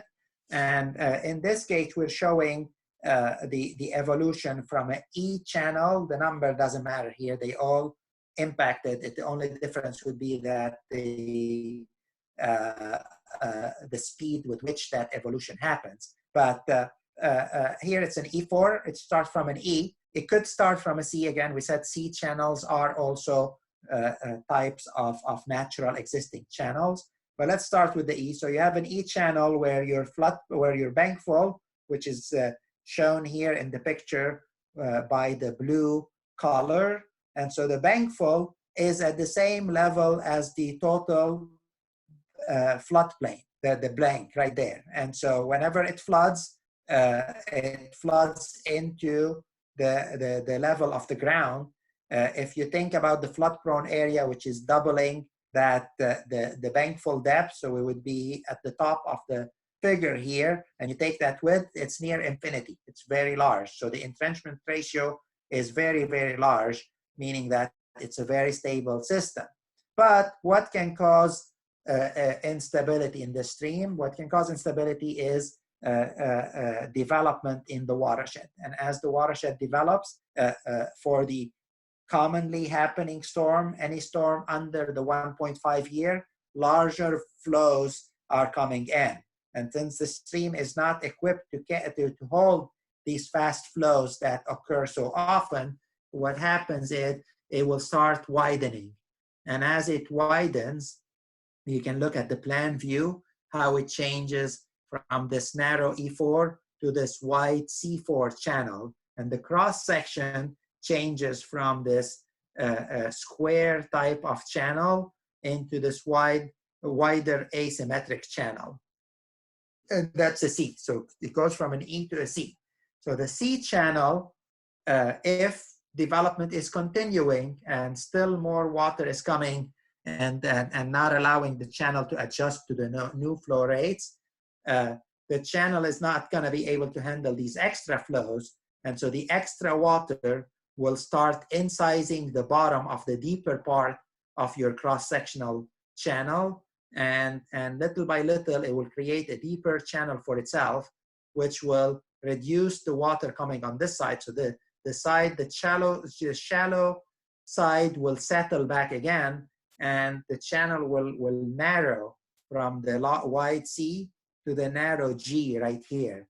And it will look like a G where as compared to the E now, if you double the height of the bankful, you are still confined within the channel. So now that those erosive flows that are going very fast don't have a space to spread on the edges. They're confined within the channel, and the channel is not connected to its floodplain, so it's not overflowing into it on a regular basis. Only in large events it is. And so the erosive flow, they're going to undercut the soil from underneath the riparian vegetation, and soil will be lost in sheets. Sheets of soil will fall along these dotted lines, and the G channel will convert to an F channel, which is the canyon. You can see its cross section right here. It's very wide. Now your daily flow or your bankful flow even, which happens every one year, will be way at the bottom. And then all events basically will be confined to the channel. And that channel, if development is continuing, will keep widening and deepening until it becomes a huge canyon. Now, at the point where development has stopped and no more, the pattern of flow over the years stabilizes, then the channel little by little is going to fix itself. It's going to adjust to the new flow pattern. And so the F can turn back into a C little by little. And as it turns into a C, it will narrow, and it will create, again, a cross section that looks like the C above, but it's going to be much wider than the original C because you have the channel has completely widened, and the C can settle slowly back into an E, which again is a narrower and more of a square type of channel. Your floodplain, your original floodplain now is a higher terrace, you can see, and then you have a new floodplain that forms where the C channel or the F channel used to be. So now you have a two-level section. You have a channel, you have a floodplain, and you have an upland terrace section on the top. So this is your channel evolution. Now, these, depending on the pattern of development, the time this takes can be very long. And what we're talking about here is to try to intervene in the process and do restoration before that whole cycle happens, and a lot of land and property is lost in the process. And so we recommend that anywhere between when your channel is going from a C to a G or from a G to an F, to try to capture it and do your restoration, because that's going to be the most cost-effective time to do it. If you allow it to go to an F and widen, then bring it back to an E or a C is going to be very costly at this point. But keep in mind that if a restoration project is done that costs a lot of money, more than $1 million usually per linear mile, then you need to make sure that the entity, the agency that is commissioning this work also has power to enforce regulation that will reduce the impact of urbanization on the street. Any new construction that's going to happen in that watershed will need to put in place practices that will reduce the flow out from the property to pre-construction flows. That can be detention pond, it can be bioretention areas, rain gardens, all kind of green infrastructure can work in these processes. And so it's important to make sure that when you're doing a stream restoration project, that the condition will be stable from that watershed for a long period after.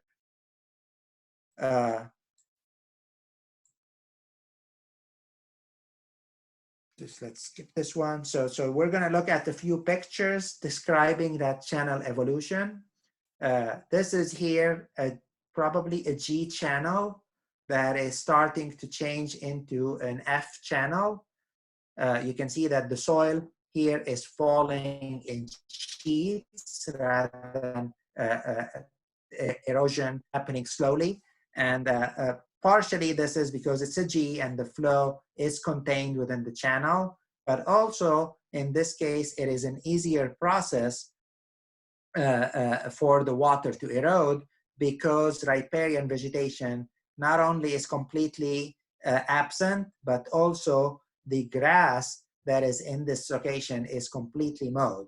If you look at the cross section here, you can see that the roots do not exceed half a foot at the most, and probably the ones that do have long roots are weeds that have been left. But you can see the bottom of that erosion part has no roots in it at all.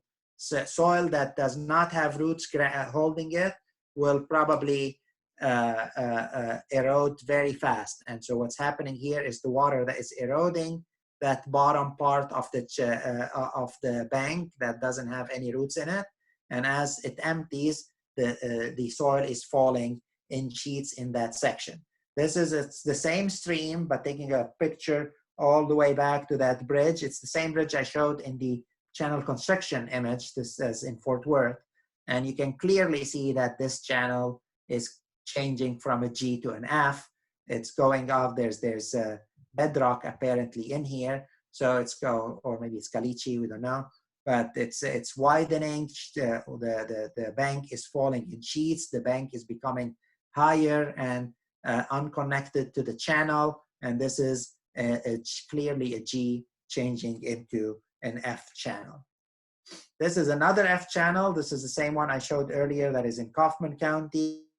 See that there's a wastewater pipe that crosses it here. I don't know if this was buried at the beginning, but it couldn't be hanging by itself that high in the origin. And so we know that since the construction of that pipe, the channel has changed a lot. Actually, the owner of that property was saying that he has owned this land for 30 years. And that's the reason he called me to look at it, is that when he did it, he used to be able to cross the channel and reach the other part walking. His cattle used to cross the channel and go to the other side to graze. And 15 years since that point of time, he has not been able to reach the other bank of his property at all. And this is downstream from Rowlett and the East Fork of the Trinity. You can see that the development in the suburb of the Dallas area has caused also that same stream that was channelized at the top, which again, channelization, meaning that it was strengthened and concrete was put, which causes the water to go faster during storm event, and then you have negative impact downstream from that channelization.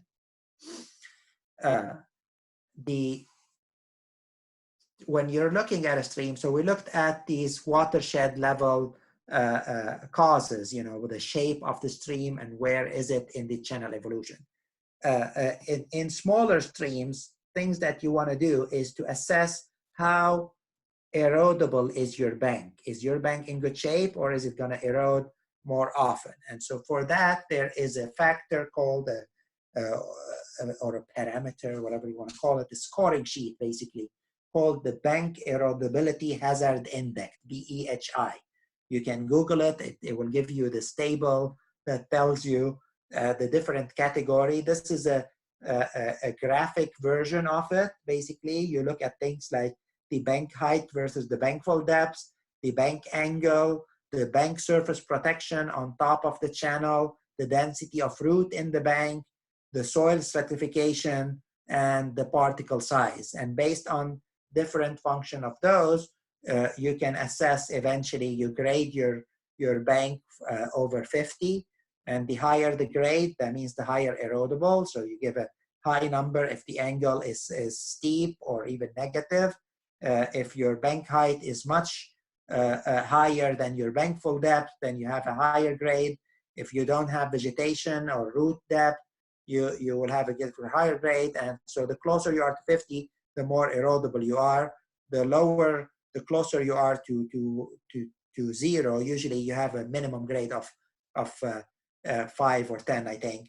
Then you are very low erodibility. And these are things you use to assess what level of intervention or restoration you need to do in your stream. If your bank erodibility hazard is very low, then you probably don't need to do a full channel restoration. But this is important in that function.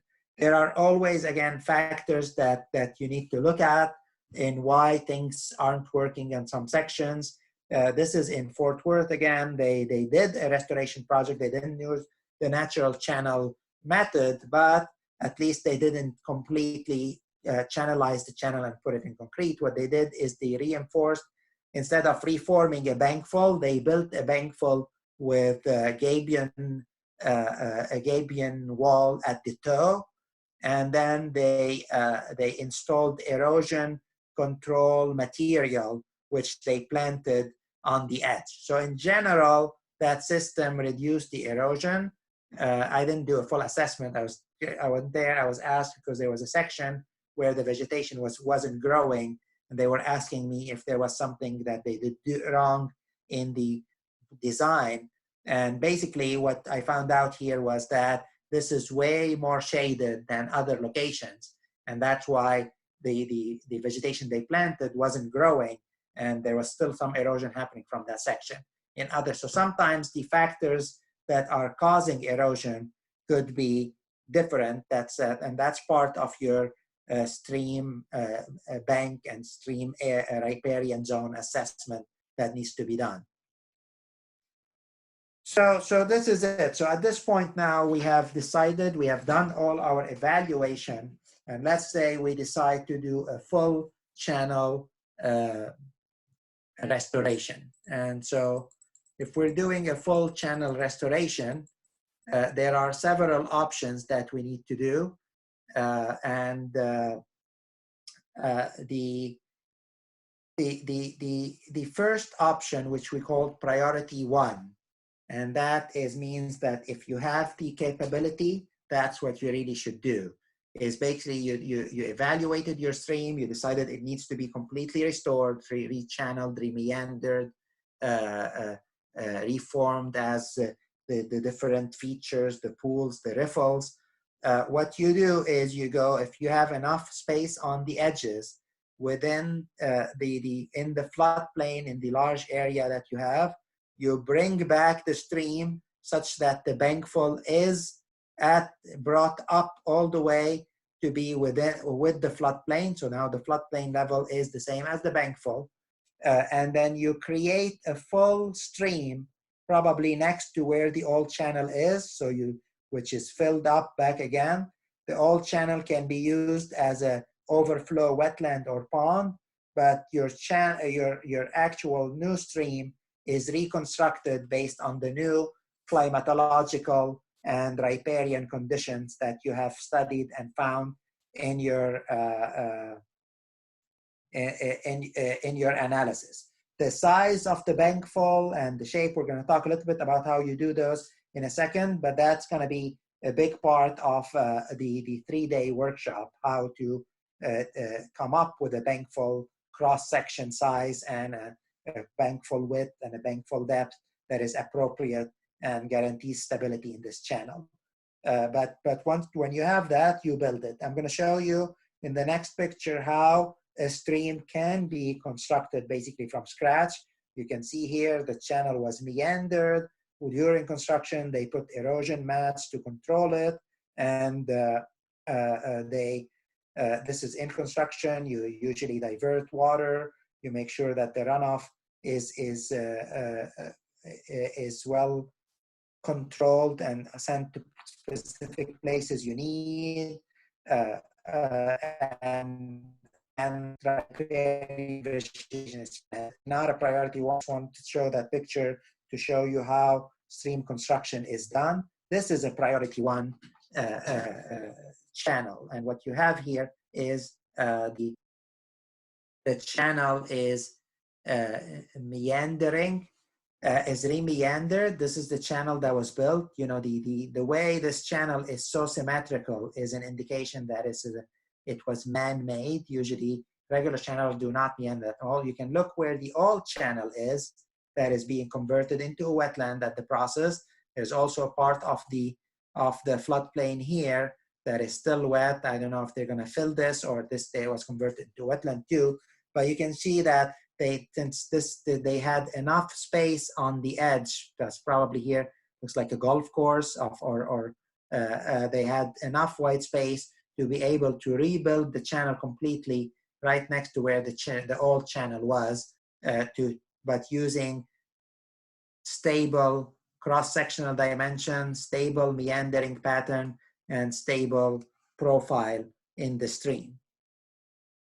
If you do not have that much space, you're limited to where your channel and some floodplain on the edges are, and so the channel is still meandering, but it's a G-looking channel that you want to fix.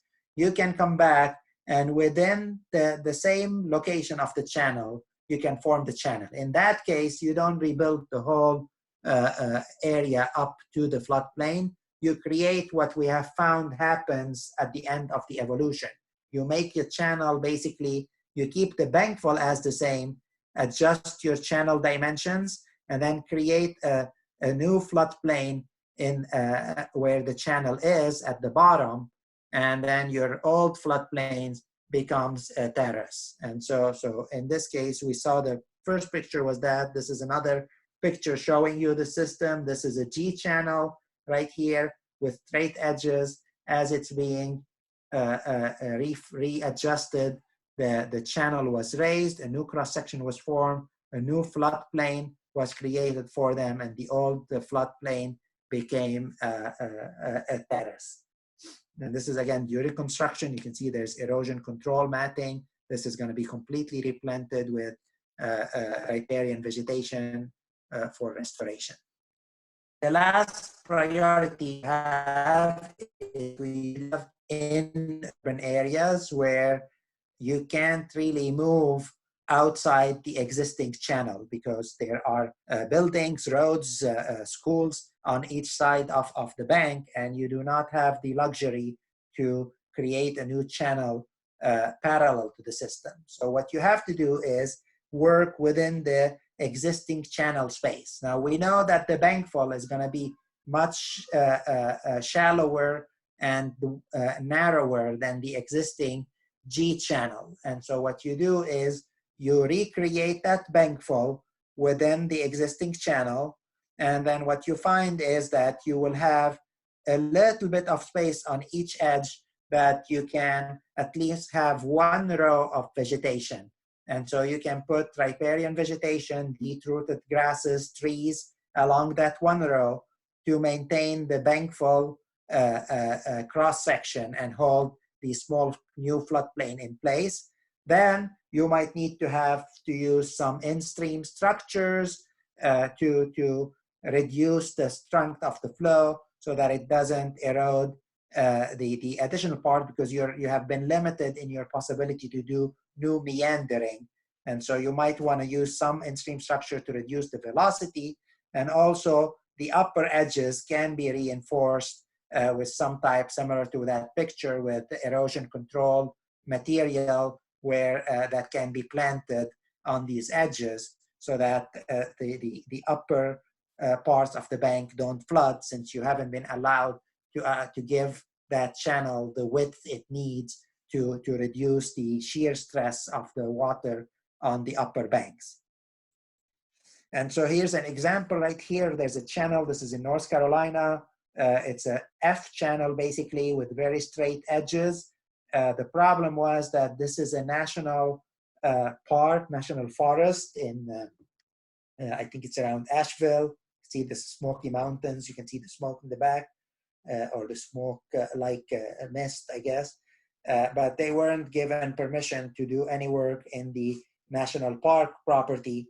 And on this edge, there was private property that, again, didn't want to allow any use of their land. So they were limited within the channel.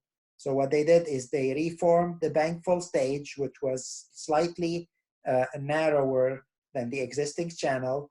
They had a small bank floodplain that formed on those sides, probably 3 to 4 feet wide, and it was planted with riparian vegetation, and it's doing so well that you can't see that bench anymore, but you can see the difference in elevation of the vegetation, indicating an establishment of vegetation at that lower part. And so this is your priority 3. I think that they had a few structures here, a cross vein at this section that's completely submerged, so it doesn't show, to also reduce the flow further. So we went, how do you get, again, those bankfall cross section, and what type of meandering do you have, and all these functions that you need? And so we talked about a reference reach, right? And so if you find a healthy stream in your area that you need to work, you can work with, you go measure all the data you need from the healthy stream, and of course and then you do a ratio of the different parameters that you collect, the different measurement, to the cross-sectional dimension, or to the bankfall width, for example. And so, for example, in your healthy stream, you found that your bankfall width is 30 feet. And in your actual stream, the one, your treatment, your project stream, the bankfall width is 60, just double, let's say. So as a result, you can scale everything you measure. If you find out that for example, the bandwidth is 100 feet in the 30 feet wide reference reach, then your bandwidth needs to be 200 feet in the 60 feet wide project reach. And so you scale all these terms that you collect from the reference reach to the bankful cross section or width. Now, if you don't find a reference reach, then what you look is regional curves. And these curves are usually developed by water authorities in the region. I think Harris County Flood Control District developed a regional curve for the Houston area. The San Antonio River Authority has regional curve for the San Antonio areas.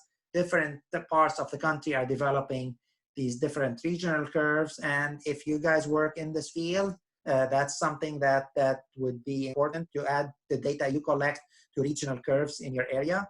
And so what are regional curves? Basically, they're curves that would relate a bankful with a specific para in the stream. So in this first one, we have bankful width as a function of belt width. So if your stream bankful width was 20 feet, the one that you're doing the project on, you can go along that curve, and this is the straight line that they found that will indicate it. And you go in here, and you can find that your belt width needs to be 80 feet. This is a log, normal log. So that if you're lucky, your regional curve might have divided the data into different classes like they did here. And if there's enough points, you can create a curve only for your specific stream class. And so you can look at the seas. If you're planning to restore your stream to a sea stream, you can look at the curve of the seas, which is not drawn here, and then look at the number, and it might be actually slightly different from when all of the data was used.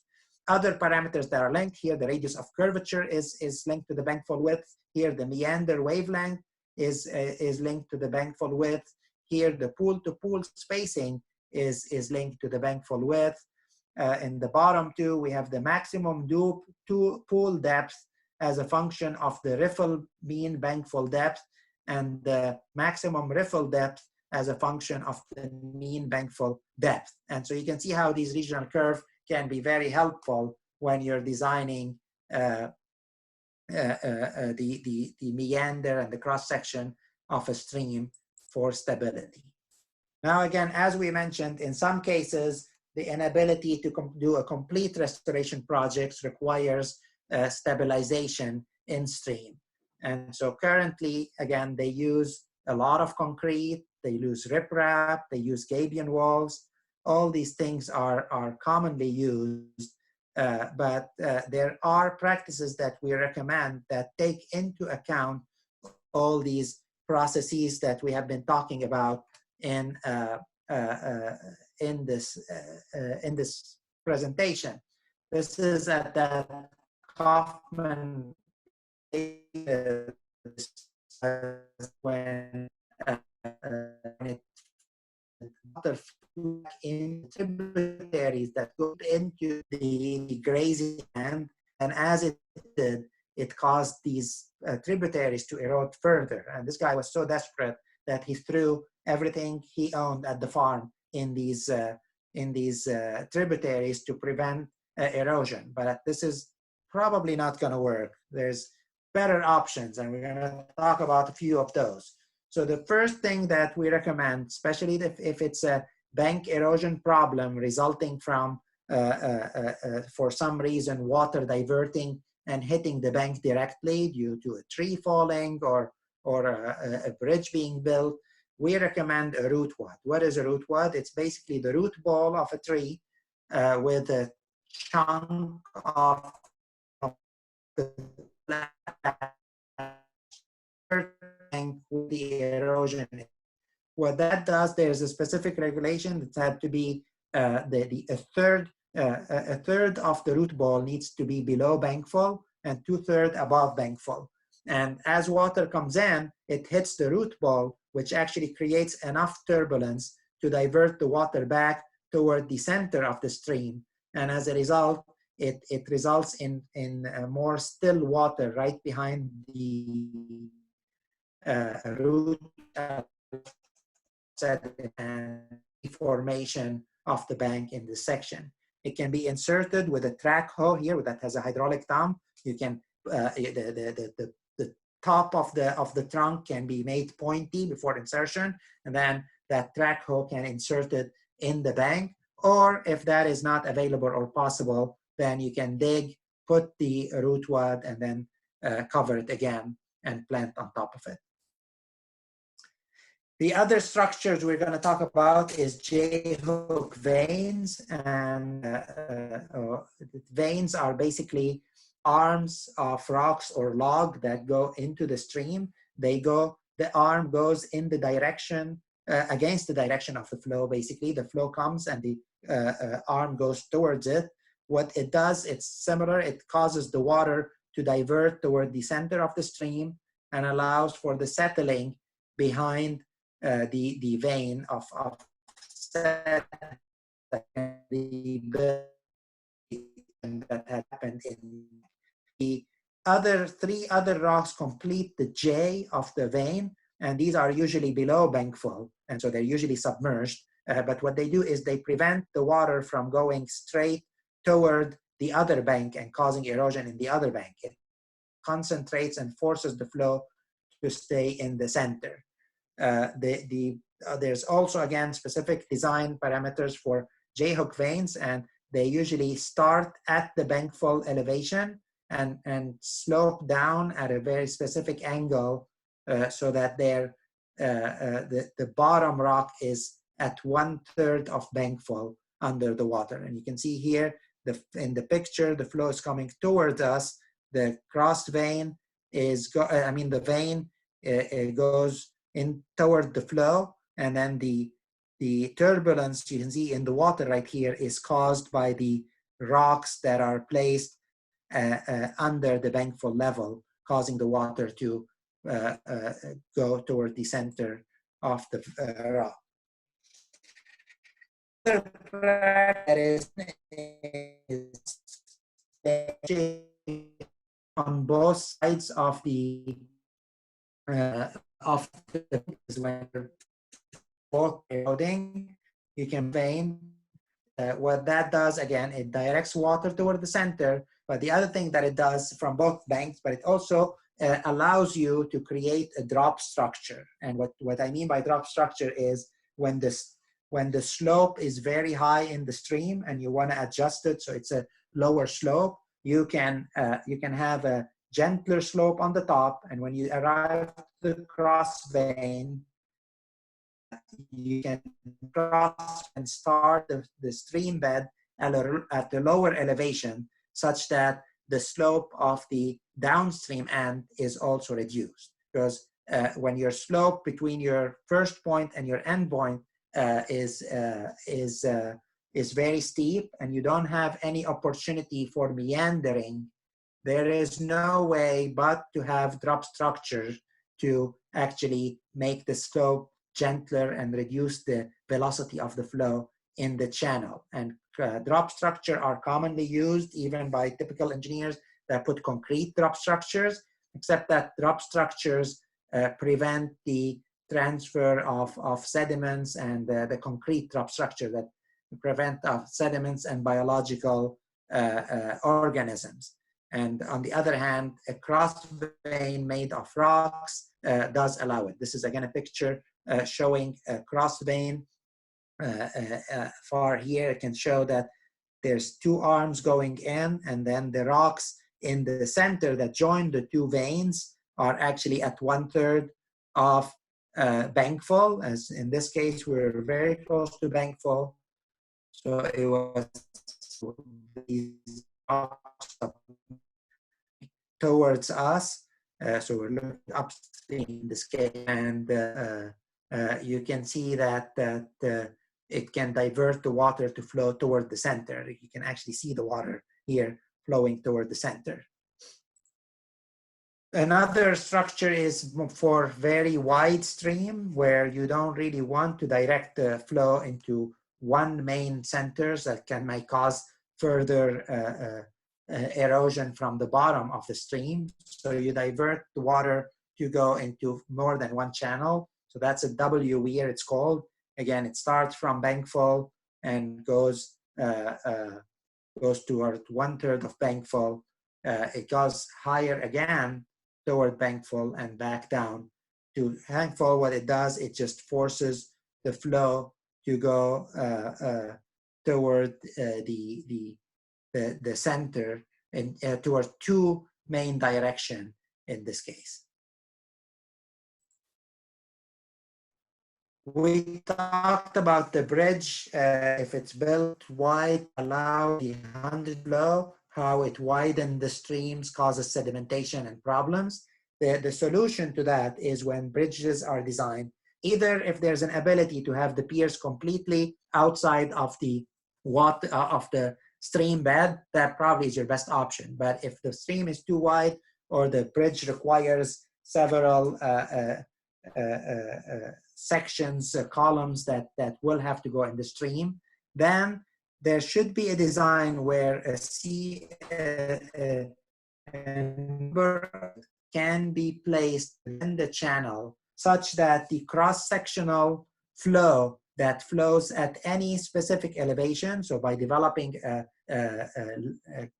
discharge level curve for the cross-section of the different culverts under the bridge, you match the stage discharge curve of the stream upstream from it. If that is matched, if the and that can be done by doing these different culverts at different elevations, and so you can meet that requirement, then you match that stage discharge curve from the stream, and then at no point you're forcing any widening or narrowing of the stream that can result in sedimentation or further erosion after the bridge. So that's your solution for that bridge problem.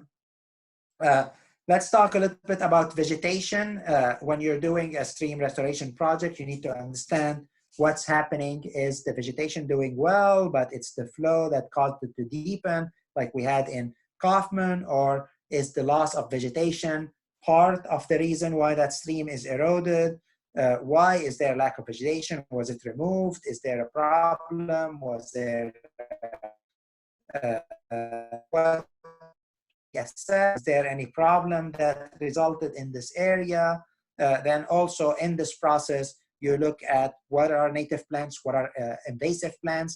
Are there trees that cannot be replaced? So they're much older and very important. Maybe they have a significance to the community.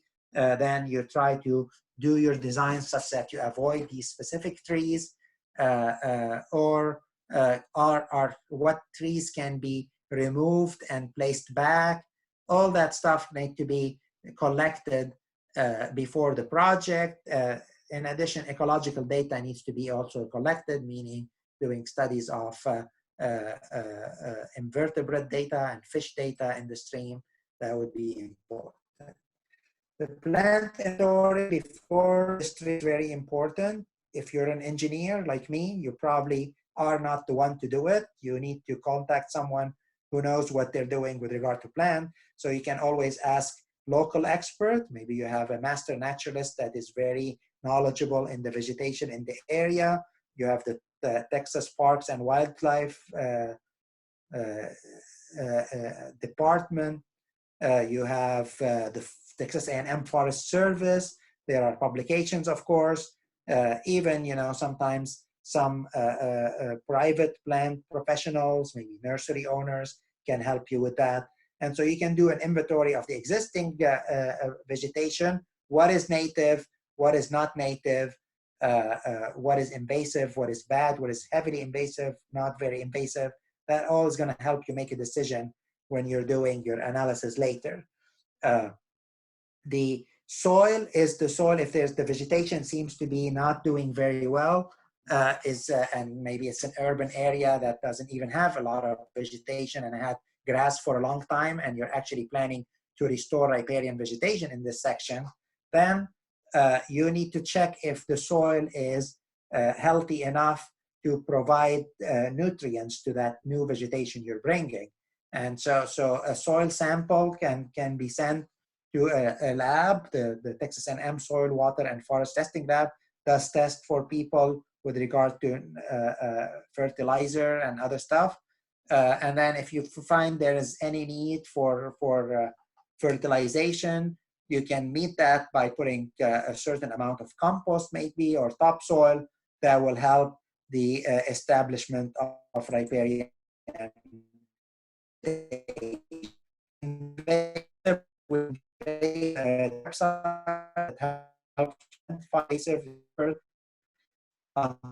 invasives are interesting. They need move about the here growing on the of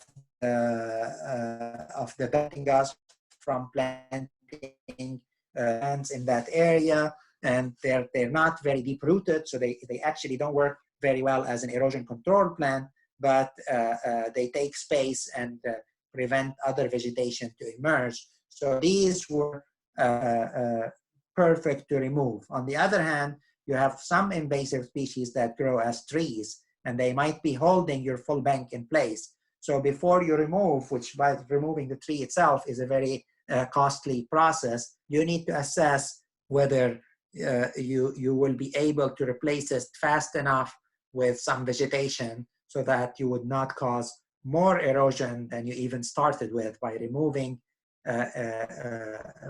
deep-rooted.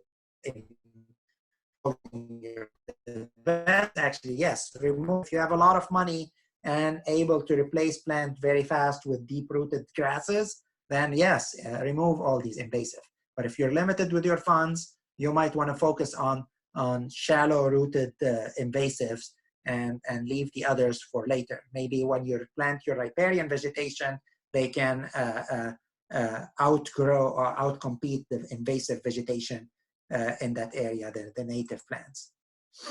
How do you plant your plants? So the best thing is to salvage vegetation on site. Some vegetation, even sometimes large trees, you can remove completely with their root ball and save them on the site and then replant them when time of planting comes. Another option is live staking, that is taking stakes during the dormant season from existing riparian vegetation and then replanting them in early spring, putting the stakes in the ground and watering it, and usually it can grow back into this type of vegetation. You will have to buy plants in many cases. Best thing to do would be to bare root planting, just put the tree roots directly in the soil so it can immediately merge with your roots, or you can do permanent seeding. Some container plant material can be planted. You should do permanent seeding really after even planting so that it increases the diversity of your riparian vegetation. You can get seed mixes that are specifically made for riparian vegetation, usually from seed companies here in Texas, actually. Before we end, I do want to stress that if, even if not doing anything in your stream, just leave a strip of bank unmowed next to each stream. Mowing stream banks increases erosion, reduces flow absorption, it decreases water quality. It also doesn't suck water fast enough from depression to reduce mosquito habitat, and you lose wildlife habitat when you mow your grass. Leave it, it will grow by itself. You'll have different diverse vegetation growing just by not mowing or mowing once a year if you want to, but you will have all these benefits if you don't mow 10 to 15 feet on each side of the banks. And finally, the evaluation. When you're done with the project, how do you know your project's working? Check the shape. You have completely reconstructed your stream morphology. Is it staying stable as it is, or is it changing? How can we tell? Best thing to do is to have cameras that take one picture a day or whatever. The photo documentation will show you. You can review those. Maybe if you have a way that you can access that camera remotely, you can always look at it from your office. And if you notice something, you can go down and catch it way before something happens. Is the vegetation you planted surviving and doing well, attracting animals? Is it reducing the temperature of the stream? And then the ultimate success, as I said, of your stream restoration project is the increase in survivability of existing fish and invertebrates and the increased diversity of the fish and invertebrate in your stream. With this, there are here resources that you can look at for different projects. A lot of these we used here in our preparing the stream, and this is my information. And at this point,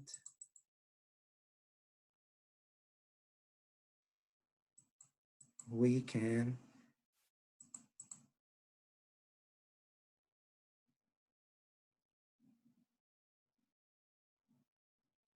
okay, so questions, we have questions that we can look at. So the first question we had is it good for flow to slow down under concrete bridge for the concrete and rebar structural integrity of the bridge? So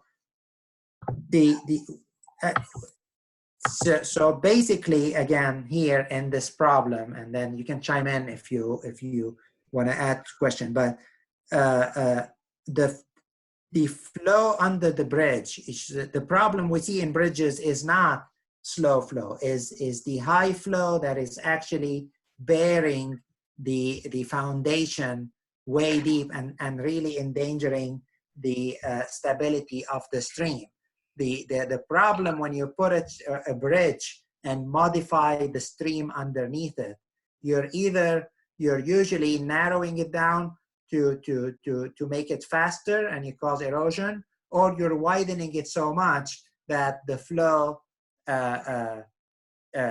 is the stream is not the stream is settling at this point, and then what it's going to do is it's going to change that morphology, and that's going to endanger the bridge foundation. And so there are ways to protect the banks where erosion is happening. If the pier is in the middle of the channel, then there's no danger on it. It's designed for that. But and the idea is that if we match the sediment rate and the flow rate in the channel, you are going to guarantee stability, and no erosion or aggradation is going to happen as a result. And so that's the objective of making sure that the flow under the bridge is exactly the same in stage discharge ratio as it is in the upstream and downstream of the channel.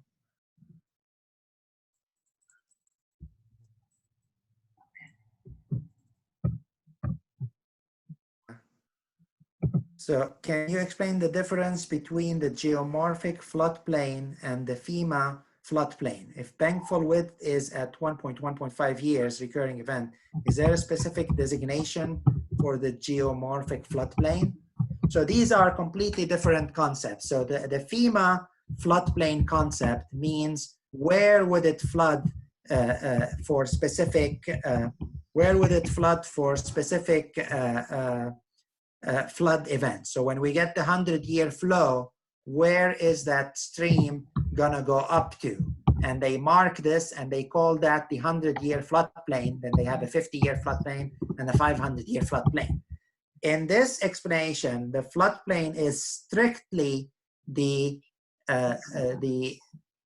flat area that is on the edges of a channel. There is no specific designation for it. This is the area that is flat, that floods when you have storms that are greater than 1.2 to 1.5 years. So anything that floods in the 3-year storm, the 4-year storm, the 5-year storm, if it's within the flat area on each side of the bank, so this is all within what we consider the larger channel of the stream. It's a flat area on the side. It varies from stream to stream. It varies based on the size of the watershed. It varies based on the location of that section within the stream. If you're way downstream near the outlet of the stream to the river, that floodplain is going to be larger because it's called, the flow is larger at that point.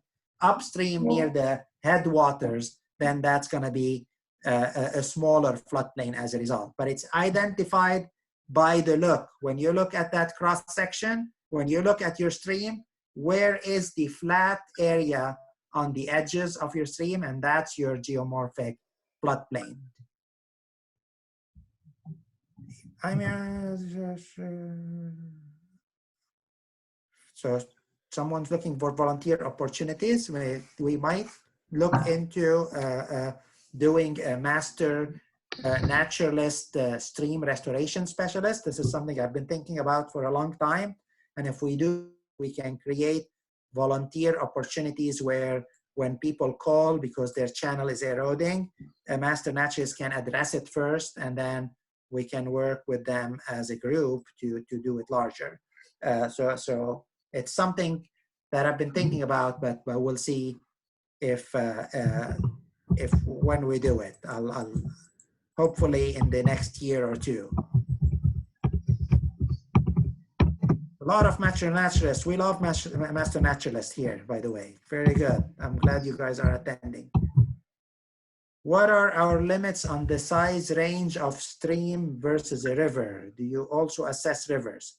So really in this, for this project, the concepts are all the same. That a stream and a river is for the purpose of this project, they can be the same thing. The problem is that if you're talking a river is assessed by near to the stream, the Mississippi River main channel in Mississippi, Alabama, maybe Tennessee, is going to be this very wide and very deep channel where the majority of the flows are actually coming from tributaries. It is not the direct runoff that comes into the channel that form that main stream. And so usually, if we are trying to work with a large river, the cost of all these things we talked about will be extreme. There's still a need, you know, if there is erosion in a channel that is caused by extra flows that are coming directly from runoff, then you can go and address that even in the big river. But if you go to the smaller tributaries, and that's where the water is coming from into these streams, then if these tributaries are fixed, adjusted, stabilized, then we would resolve a lot of the problem before having to go to the more expensive, very wide and very large channel to address. And just to be practical, usually the funds for these projects comes from cities, counties, or water authorities, and they're usually limited with the funds they can put towards such projects, and it's much more likely that they are able to find the fixing of small tributaries than a large river going into crossing a big city, for example. Is it better to concrete a stream or restore a stream? Concrete should never have a place in a river channel. It's just not, should never exist in a stream channel. Even if you're dumping a piece of concrete, even if you want to put riprap, you should use natural rock.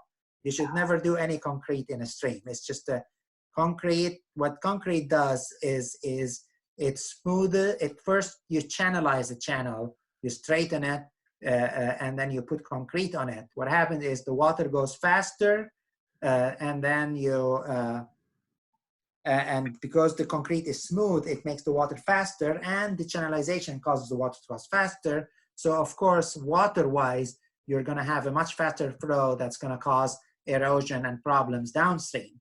But as we're talking about the stream function, which is the purpose of this project, this presentation, is natural channel design objective is not just moving water or reducing erosion. It's to reestablish a full stream as a viable ecological system. And therefore, concrete doesn't do that as a result. And so, see, there's more. Would love to be able to contact y'all and be in touch with Master Naturalist. So there's a guy who's giving you email. It's with the Harris County Flood Control District, so that you can communicate with them, and he will help you. Actually, Harris County Flood Control District and Han, or when you can come to interject at any point. But I think the Flood Control District have used some of these methods that I'm talking about to restore some sections of streams in Houston.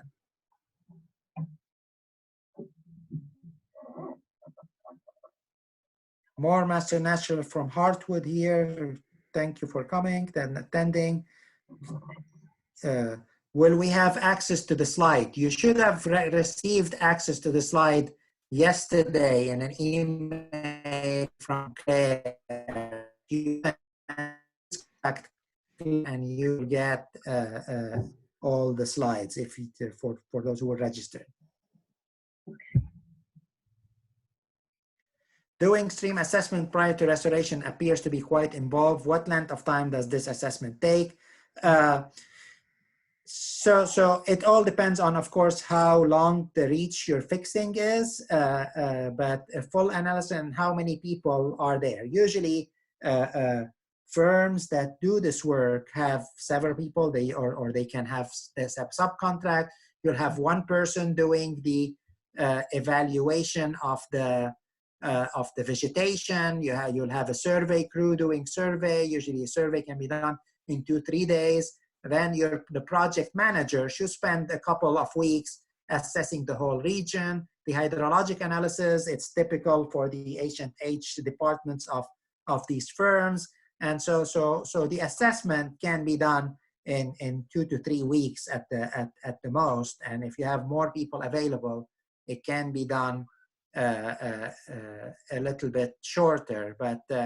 But it also depends on how big. If you're restoring 2 miles, then there's clearly more work and it will take a little bit longer. If you're just restoring a couple thousand square linear feet, then that would be a shorter time. But it's really important because getting the wrong type of vegetation, getting the wrong cross-section. There's projects that were built at $1 million a mile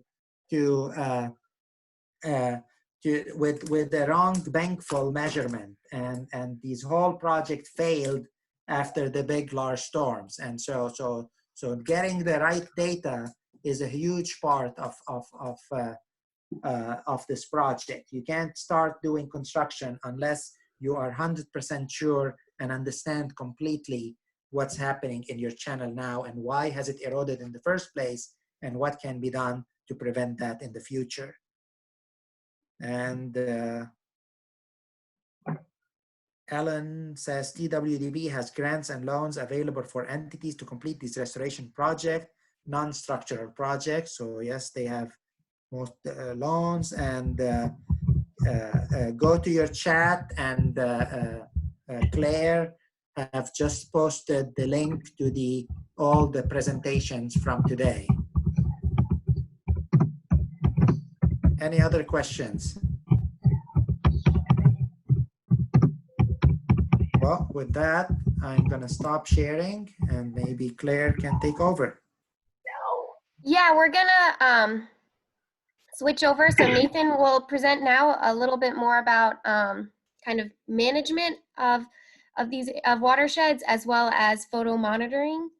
So he can start sharing his screen, but I'll just remind everyone, so I sent the link to the PDFs. I'll include it in a follow-up email as well that we'll send out to y'all a little bit later this afternoon. And Claire, you can mute everyone from your side. It's I can. I've figured that out now. okay, very good. Yeah.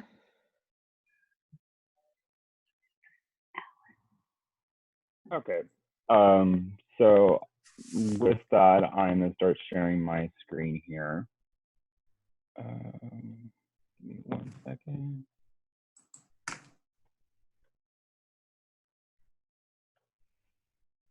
And that should work.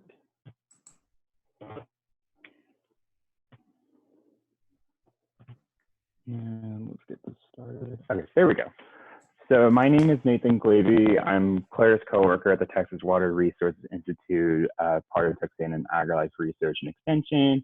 And I just want to thank everyone again for joining us this morning as we transition this training to more of an online learning to an online learning tool. And we want to thank you for taking time to join us. So like, as we mentioned before, I'm going to cover different management strategies that you can use on your creek and riparian areas, and also cover the method that is photo monitoring and how you can apply that to your best management practices that you choose to implement into your creek and riparian areas. So let's get started here. So we spent a good chunk of the morning covering those healthy, functional riparian areas and what exact benefits they bring to the overall system. We also must be aware of some hindrances that can impede on those healthy, functional riparian areas. I'm gonna just cover a quick little bulleted list for everyone. So the first one we want to cover is farming too close to the bank, mowing or spraying close to the creek, manicure landscape next to the creek. As Dr. Jabber mentioned in his presentation towards the end, we don't want to mow directly towards the bank and take away all that healthy riparian vegetation, because it's doing a lot more benefit. It may look aesthetically unpleasing to the eye, but it's serving a lot more of an overall good purpose. So we don't want to take away that benefit to the stream system. Chronic grazing concentrations in creek areas, excessive deers, exotics, or hogs that may be present in your creek system, burning in riparian area. So this is directly relating to state wildfires that can be a huge hindrance to riparian areas. There are more of those controlled burns that actually serve a good benefit to the overall system as a whole by recycling those nutrients and help promoting new growth needed. But this burning is related to wildfires. Such an example was the Bastrop wildfires in 2015. Removal of large dead wood, artificial manipulation of banks or sediment. Even though this may improve access to your stream, you're destroying the riparian or floodplain functions necessary to maintain the healthiness of your stream with this artificial manipulation of the banks or sediment. Excessive vehicle traffic in creek area, poorly designed road crossings or bridges, excessive recreational foot traffic. So this photo, I really just want to emphasize, just look at the compactness of the soil. There's really no vegetation present in the hole on the creek to protect the banks and provide the needed functions for a healthy system. This particular picture is a photo of Plum Creek at Kyle, Texas, as it flows through a neighborhood, and there's like a local park in the area where there's like a Frisbee golf course adjacent to this creek as well. So a lot of human interaction with that recreational foot traffic. Lastly, another hindrance can be excessive alluvial pumping or other withdrawals. Visual indicators of stream health that could include. So the above link is a more in-depth protocol about what I'm about to cover when we are looking at visual indicators of your stream health, but I'm just going to quickly cover some key points found within that protocol. The first one would be looking at your channel condition.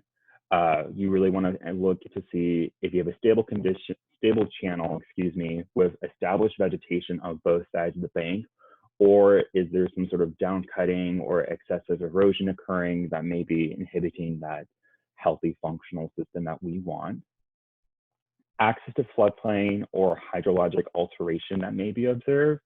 Some examples could be like a poorly designed road crossings that is disrupting the flow of the system as a whole, disrupting the whole natural flow regime. Looking at the riparian zone and really assessing the vegetation that's present in the riparian areas to make sure there's no invasive species present. Bank stability is another key visual indicator, just to make sure there's no excessive erosion occurring on the banks, or if there's a lot of down cutting, what exactly is linking toward, or erosion on the streams, what exactly is the main cause of that, disrupting the bank stability as a whole. Water appearance, you kind of want your water to be a clear color with very little to no turbidity present. The picture on the right would be a poor example of a healthy stream system. The nutrient enrichment can be another key indicator of visual stream health. The picture on the right can be leaking more towards present of a green color, leading to signs of algal blooms being present. Also, there could be nutrient enrichment can lead to this rotten egg ammonia smell that could flag as there's something going on in my stream system. Barriers to fish movement, and looking at your in-stream fish covers, pools, and invertebrate habitats that can help serve as a resting, hiding, or feeding places for your fish species, your wildlife species that are present in your stream system as a whole. Other factors that could be applicable, these are also included in the protocol, but several of these indicators may not be applicable to all locations, so I just want to quickly cover these. Really assessing the canopy cover as a whole to see how the temperature is being regulated within your stream system. The presence of manure can indicate increased interaction from livestock or feral hogs or any sort of animal interaction with the creek. Increased salinity can lead to wilting, bleaching, or even leaf burn on that riparian vegetation. Riffle embeddedness, this is a term to describe the amount of the smaller particles such as silt and sand sediments that overlie and surround the larger gravel and cobble-sized particles within your riffle sections in your stream system. This is actually very crucial because riffle embeddedness helps, healthy riffle embeddedness helps promote optimal fish spawning and egg incubation within your stream system. Lastly, you want to look at the macroinvertebrates observed and your fish species that are observed. Macroinvertebrates is a technical term meaning for the aquatic insects, which can be a very great health indicator of the stream based on what species you find as you kick over the rocks and leaf packs in your habitat and observing what is present currently. So let's cover more management strategies that you can use in your creek areas. So general management and stewardship, you want to look at the impacts really as whenever you're looking at implementing a best management practice, you want to make sure you know that the impacts of stream flow and water quality are cumulative as the water moves down the system. This means that any sort of best management practice you choose to implement can lead to a positive or even a negative impact downstream. We all live downstream of someone and usually upstream of someone. So what we do on our land is going to impact the water resources as a whole as it flows across our property into our downstream neighbors. So you really want to assess the stream. When you're assessing the stream and riparian ecosystem, you really want to think, wait, what exactly is hindering it? You don't exactly want to, what I like to say is that you don't exactly want to treat the symptoms. You really want to identify what exactly is the root cause of my problem. What has been causing a change in the water or increased sediment loading, or why is my vegetation being cut out, or why is it wilting? Whatever management activity you choose to implement should do one or two things.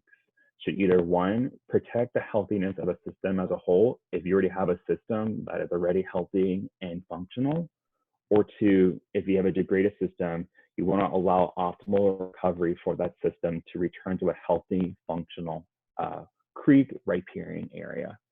So land and watershed stewardship is a key practice you should be choosing to implement into your area. Next, let's cover the idea of access to streams. Restricting access to specific points along a stream should be a primary goal for both human and livestock interaction in your creek area.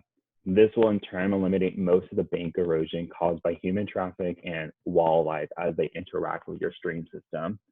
So in order to do this, you want to develop some sort of access ramps or trails with appropriate surfaces such as a coarse gravel or over geotextile. This will help in turn reduce the amount of vehicles, boats, foot traffic along the banks by providing one main access point for recreators. In terms of more of like the livestock interaction, you want to locate shade, minerals, or any winter feeding sites that could be close next to or adjacent to the system, and relocate the livestock away from the system. This in turn will help reduce the interaction livestock will have with the stream system and help really reduce the amount of bank erosion that is caused by both human and the wildlife interaction. Management of invasive species is also a very key issue requiring management by landowners. We all need to do our part to help manage the reduction of invasive species. These noxious invasive species could include any species that has a serious potential to cause economical or ecological harm to the agricultural ecologies and native plants and waterways.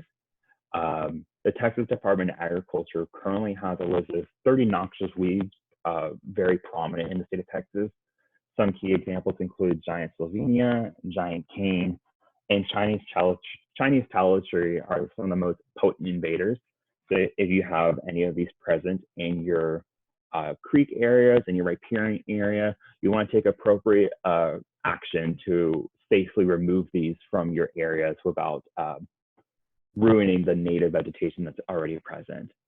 On the flip side, wildlife could be also classified as like more of a noxious species, and this could be leaking towards feral hogs in particular. It's a very big problem here in Texas. Feral hogs are estimated to cause an estimated $52 million in damage annually in Texas, and that number just drastically increasing. The $52 estimate was made in 2015, so I mean, like 5 years ago, so the estimate probably now is a little bit higher than it is the 52 million. So in general, management to reduce invasive species on top of is a key point, on top of what we just talked about with access, limiting that access points along the creek system as a whole, and just general land and water stewardship. Let's cover an actual example of a best management practice. So the Austin Grove Zone idea was a program established by the city of Austin to go to a degraded creek area where it's a very degraded system, and it establishes Grove Zone along both sides of the bank, where it's a 25-foot buffer on both sides of the bank that will allow for no interaction with humans, no mowing, and just allow for natural passive plant growth in the entire 25-foot buffer on both sides of the bank. The city would monitor for changes over time and apply adaptive management approaches when necessary. These approaches include things such as periodic trash removal, weed invasive vegetation management, and native seeding and planting when necessary.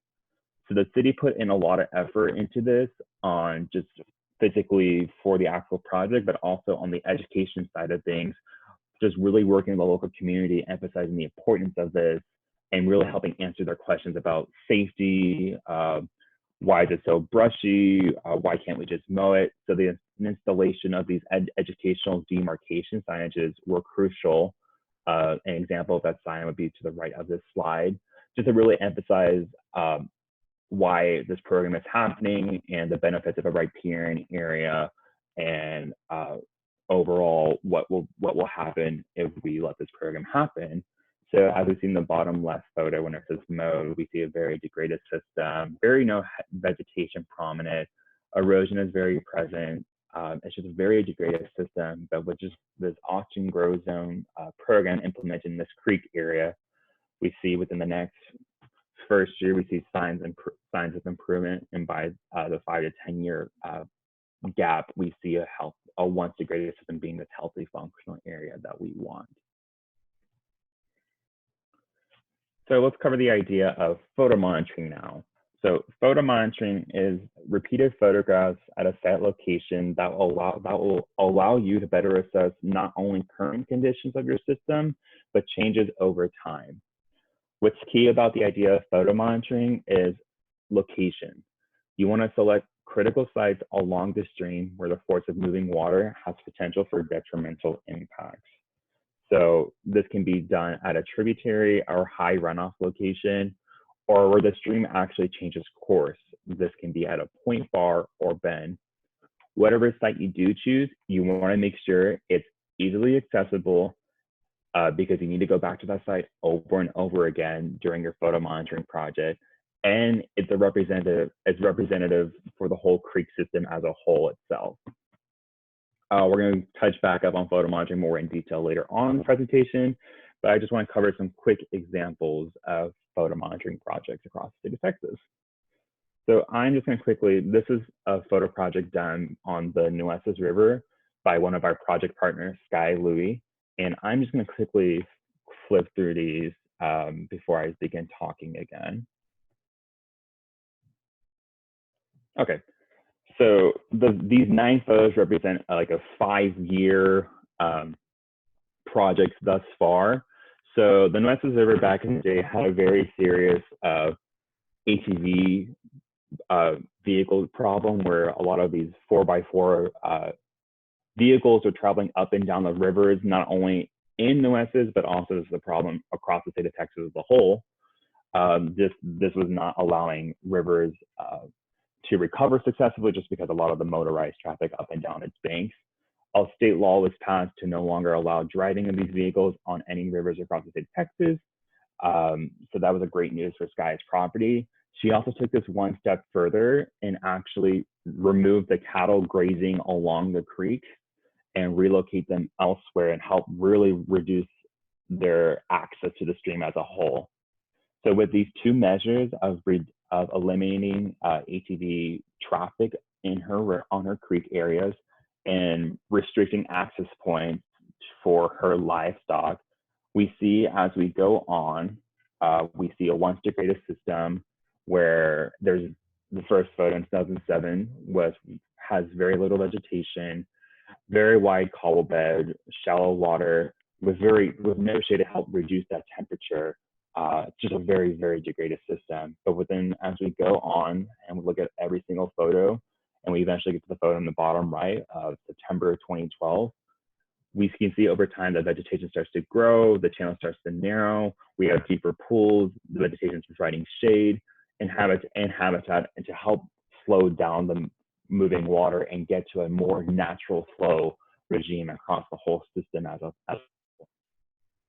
So if we look at this next photo, these 2 photos represent the first one, December 2007, is the beginning of the project, and June 2014 is the most recent photo we have when Sky last took some photos. But within just this almost 7-year difference, we see a degraded system that was once just very, very unstable, getting to this healthy functional status that we want, just because ATV motorized traffic was eliminated on the whole property as a whole and across the state of Texas, and she helped reduce the livestock interaction with the stream as a whole by reducing their access points along the whole entire creek. What's cool about photo monitoring is also you may be able to capture high weather, extreme weather events during your photo monitoring project if you're lucky. So during the May 2015, during the Memorial Day floods here in Texas, you can see in the very first photo, you can see just how high the water is and how the power of just strong the power was just to knock over all the smaller vegetation. So the first thing that comes to mind is just the ecological and economic impacts it's going to have on her property. However, if we look at the next photo in October 2015, yes, we see that smaller vegetation is no longer there, but we see the creek as a whole being able to stabilize itself, get back to that natural flow regime that we want, and really reduce dramatically the economical and ecological impact on the property as a whole. This was done because the water that even leached over the banks was able to get absorbed into the nearby floodplain in the creek area, and that floodplain would be able to help with the flow of the moving water during periods of low rainfall events or anything, and really help maintain that base flow for future events. So if we look at that last photo that was done in the December 2007 photo in the very beginning of the project, if this Memorial Day flood was to happen back then, Sky would be facing a lot more economical and ecological problems on her property. So let's cover another photo monitoring example project. So this project is going to be on the Texas A&M campus, part of the Gardens and Greenways initiative, and this is looking at the White Creek Stabilization Project. So A&M campus is obviously is drastically growing as we increase student population. We're getting a lot more impervious surface, a lot more human environmental interaction. So this White Creek Stabilization Project, which was recently constructed on a tributary of White Creek. This tributary, in fact, we'll go into more detail about it. To help really this degraded system get redesigned to help stabilize the channel that runs through this part of campus and help it overcome the stormwater impact that it's facing on a daily basis. There's lots of impervious surface around this creek, and so during periods of high weather events, this tributary would just get hit hard with rainfall, and just lots of water would just get quickly rushed into this little tributary, and it wouldn't be able to healthily deal with this force of moving water, excuse me. And so a lot of erosion was occurring. There was no vegetation to help stabilize these banks. And so it's just a very, very degraded system that A&M really wanted to put an emphasis on to focus it.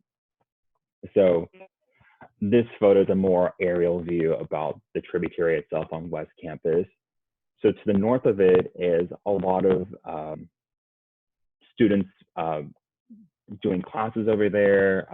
There's a brand new White Creek Student Living Center with dining halls, parking, dorms where students call home. The School of Public Health to the north of this project itself. To the east of it is Mays Business School. South of it is the Agriculture and Life Science Building. And to take it one step further, the land area directly below the blue tributary of White Creek tributary right now, it's a brand new outdoor education teaching gardens on West Campus to help promote a lot more outdoor learning for students and faculty and staff on the West Campus area. So a lot of increased interaction was occurring with this along this tributary of White Creek. So there's 3 phases done to help with the increase of human environment interaction and also the dealing with for future stormwater events in this area. So the first one was reshaping the bank and channel, where they would engineer these rock structures placed in the creek bed to help stabilize the creek and the banks and create those natural riffles, runs, and pools along this tributary. There was also this 90-degree point bend along this creek area that had a major emphasis put on it just because of the amount of water that would get rushed into it to really reduce the impacts of erosion along this 90-degree bend. The second thing that was done was that healthy riparian vegetation was put along the entire banks of this tributary to help really stabilize the banks and help reduce the impacts of erosion as well. Lastly, the third thing that was done was the installation of bridges. So on this map, there are those yellow rectangles you can see. Those are the bridges that have been installed on this property so that so that anyone interacting with the system can go successfully back and forth across the tributary with little to minimal impact for the system as a whole. So CBRI did this quick project starting in February 2015. This construction was basically done in almost an 8 to 9 month period. With like A&M's campus, a lot of construction gets happen a lot, but it gets quickly dealt with successfully. So as we see within these photos, we see the creek getting dredged out. We see the channel and banks getting stabilized.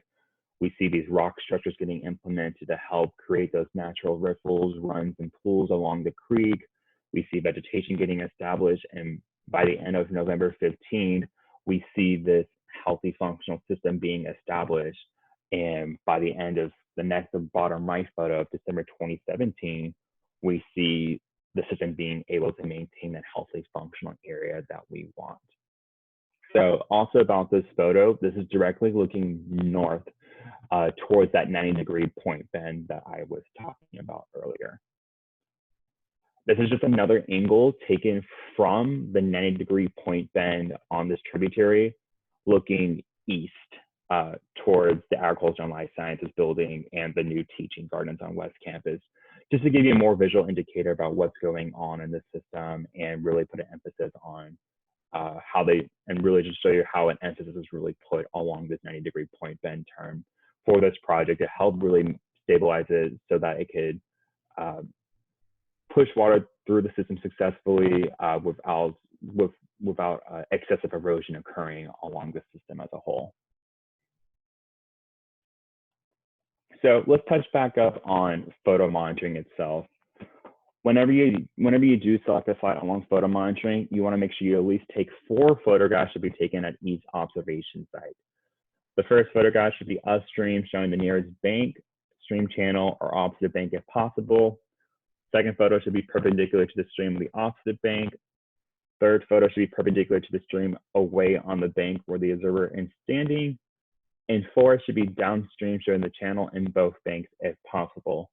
Like what I like to imagine is like you have a compass and you want to get a north, east, south, and west photo at each site when possible. With a felt pen or yellow pad, you want to make sure you have some sort of sign to include in the photo scene to help you easily identify the name, range site, and any other information specific to the scene being photographed and the date. Nowadays, we have a lot more advanced technology where our phones or cameras can actually drop a pinpoint GPS coordination about where exactly this photo is, what's going on, what time is it, and help you actually categorize it for you about where exactly each photo is. So we have a lot more advanced technology that can help you with identifying the system. But if you don't have that, you may want to take these old school methods into your photo monitoring project itself. Lastly, let's touch back up on key locations to monitor. Each location, whatever you choose, should be marked permanently for future evaluations using some sort of steel stake or other physical object, or an on-the-ground reference point plus GPS coordinates if possible. You want to make sure you also locate the permanent reference point at a safe distance inland, because you want to make sure you can get back to that same site over and over again throughout the period of your photo monitoring project. Lastly, what's actually very helpful is making a map of your stream, showing the location of each permanent marker and the monitoring point that you choose to implement. This can also help you with drawing some arrows to show the direction of the photograph that you need to be taken. But this has become very crucial for our project in Seguin due to personnel turnover. We're able to reference this map that we have created at our Seguin project, and basically anyone on our team could go back out to the same site and reference our GPS points, reference our map that we've created, and go and get a successful photo at each site over the course of our project. So with that, I'm finished, and I'd be happy to take any questions if we have any. I think I did see some. Unless they got answered already, I'll stop sharing my screen. It didn't look like we had any questions. People were just really impressed with Sky Louis' photo monitoring project and just seeing that difference. So there were some comments about that.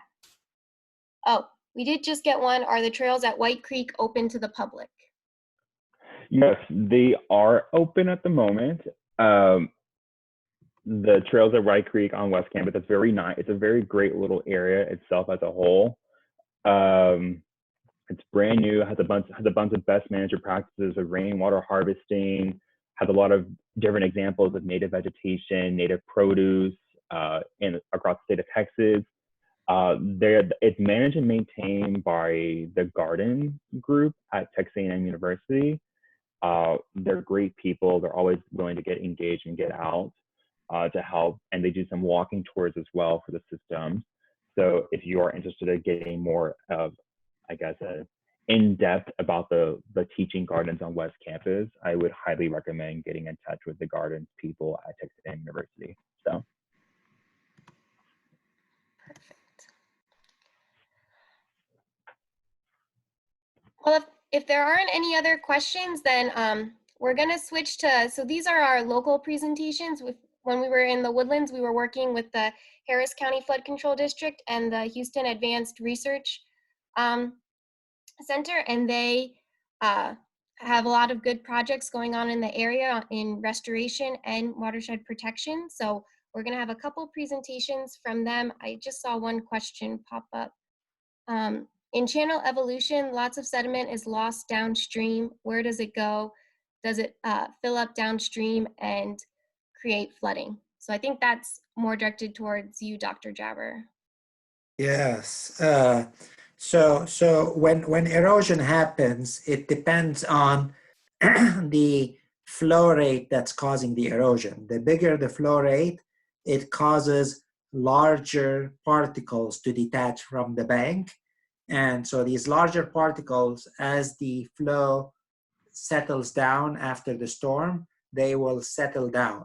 The small particles that were probably held in place by vegetation and roots that could have eroded, if they're like clay, they might stay suspended for a long time before they settle, if they settle at all. So it depends on what caused the erosion and the size of the particle that have eroded. But a lot of them that have eroded due to large storms will probably settle somewhere along the way in the next 2 to 3 miles usually. Does that answer your question?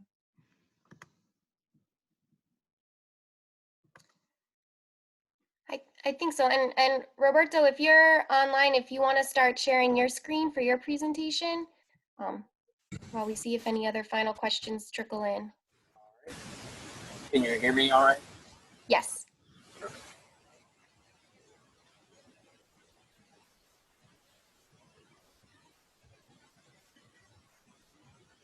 Just let me know when you want me to begin. I don't see it. Oh. We just have one more question. Is it always better to start repairing and repair as far upstream as possible?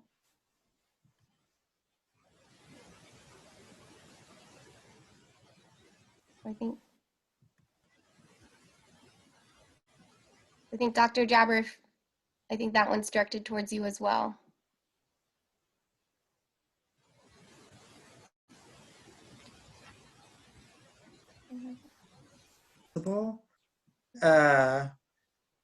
Not necessarily, really. The restoration projects should target the area that is eroding, really.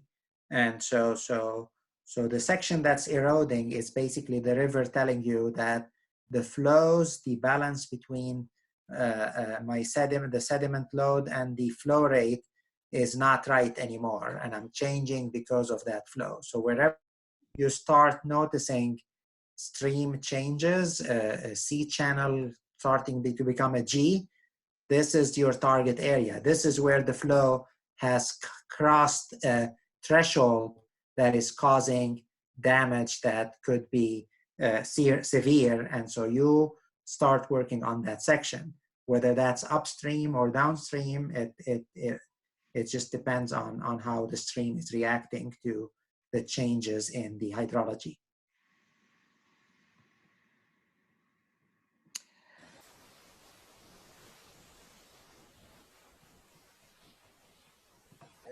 Um, I think you're good, Roberto, and we can see your screen.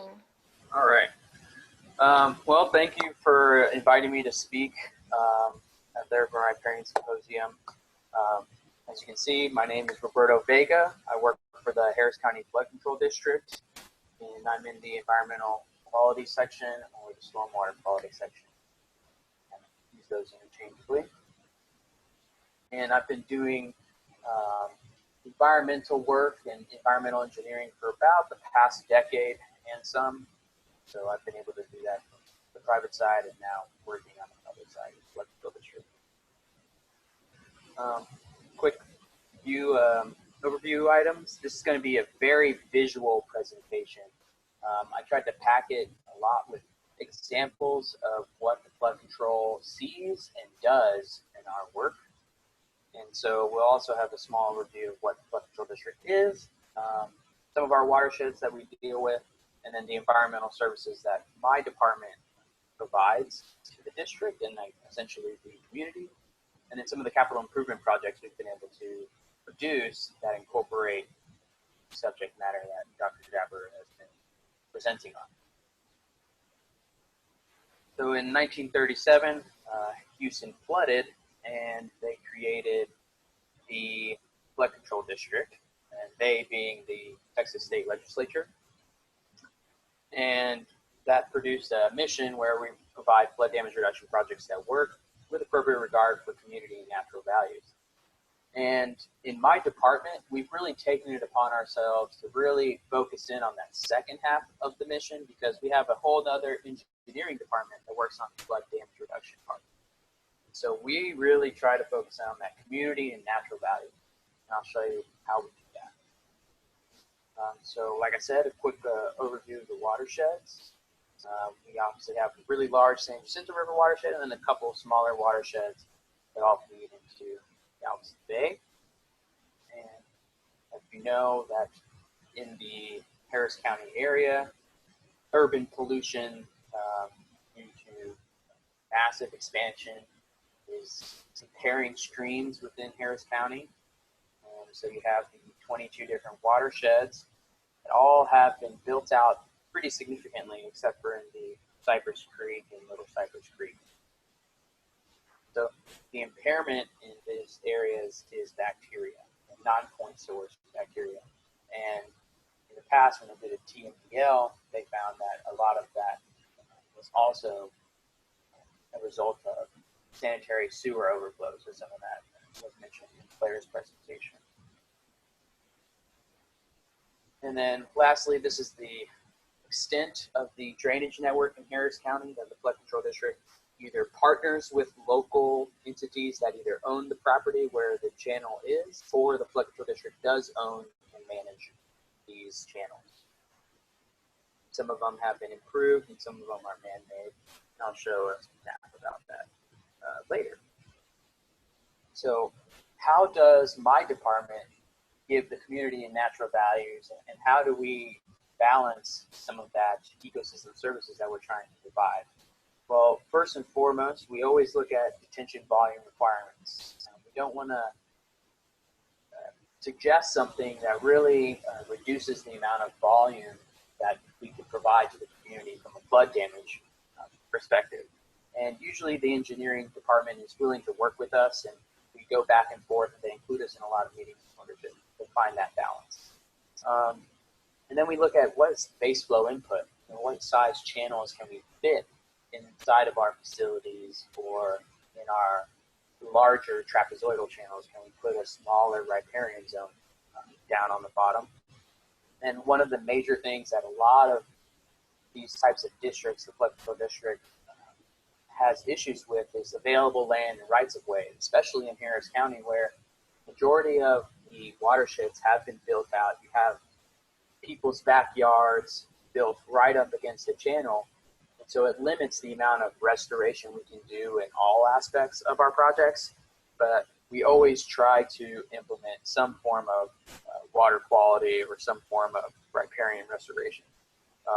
Again, it's a give and take, so we always want to provide that flood damage reduction. So you won't necessarily see that in all flood control projects. Obviously, we want to provide an amenity back to the community, so multi-use facilities, so that the precincts that we partner with or any kind of trail providers like Bayou Greenways 2020 has available room to provide trails so that people can access restored or waterway areas.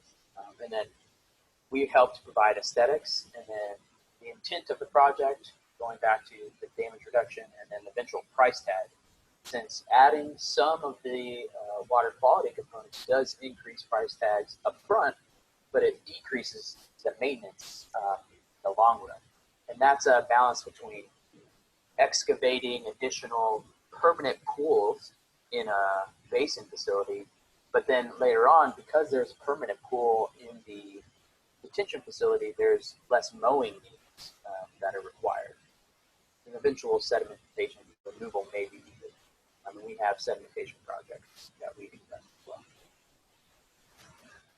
So some of the channels that you might see, we used to use these kind of concrete channels. That was back when the flood control district was first created, and they started actually channelizing a lot of these ditches and creeks, and they didn't really know that the flow rate that was to be calculated was actually much greater than what they had been using. So they were using very low flow calculations. So that's why you end up with these situations in the Harris County region where you have concrete lining with boxes that are very narrow. But now we're trying to move towards to the right side of the screen, the middle of the screen, where we have, a waterway that's circuitous, and we have a bank pool bench that gets flooded, and then also an elevated terrace to relieve some of that flow stress in a higher flow event, and then incorporating some kind of trail system in some cases. So far as detention facilities, we have a slew of them. On the left, we have a dry facility that we're maximizing. It's one of those situations where you had to maximize the amount of flood damage reduction, so we weren't able to provide very many permanent pools in that facility at all, because it turned out to be a dry facility. So you end up with these kind of concrete channels in order to move that water out of the facility. And this could happen when you're near an airport. If you're too close to an airport, they typically don't enjoy permanent pools because it attracts waterfowl, so you have to contend with FAA regulations. So that's something to consider if you're hoping to provide restoration benefits. Are you close to an airport? Will you even be able to provide that benefit? In some instances, we have berms that built up, and we just use a forested floodplain in order to provide detention. So you might see something like that within one of those facilities. And that kind of, I don't know if you can see my mouse moving. Can you see that? Okay. We can. Okay, perfect. In the bottom right is a facility where we were able to provide wet pools, amenities, and then an eventual riparian zone. And as you can see, that's part of the construction that just completed, and they put in the trail system so that the neighborhood could come utilize this facility. And then we maintained as much of the forested areas around this. So what does that look like after planting and wetlands are added? This is a view of that, and you can see some of our reforestation efforts on the sides of the banks, where we're trying to provide a connectivity from the external area of the facility so that animals can go to and from the forested region down to the water surface and actually utilize that. And then we have wetland planting shelves, so we'll provide native Texas plants for the wetland to provide water quality improvement. And then obviously we provide small riparian zones in between these pools to, again, increase that connectivity. So during a flow event, this will be inundated, but 99% of the time it can be utilized for recreation. So some of the other projects that we have are linear erosion repair projects, as Dr. Jabber showed earlier. In this instance, we had a big time flow change and it caused erosion on this bin. And in order to stabilize it, we actually had to install sometimes a type of matting, riprap matting underneath the soil.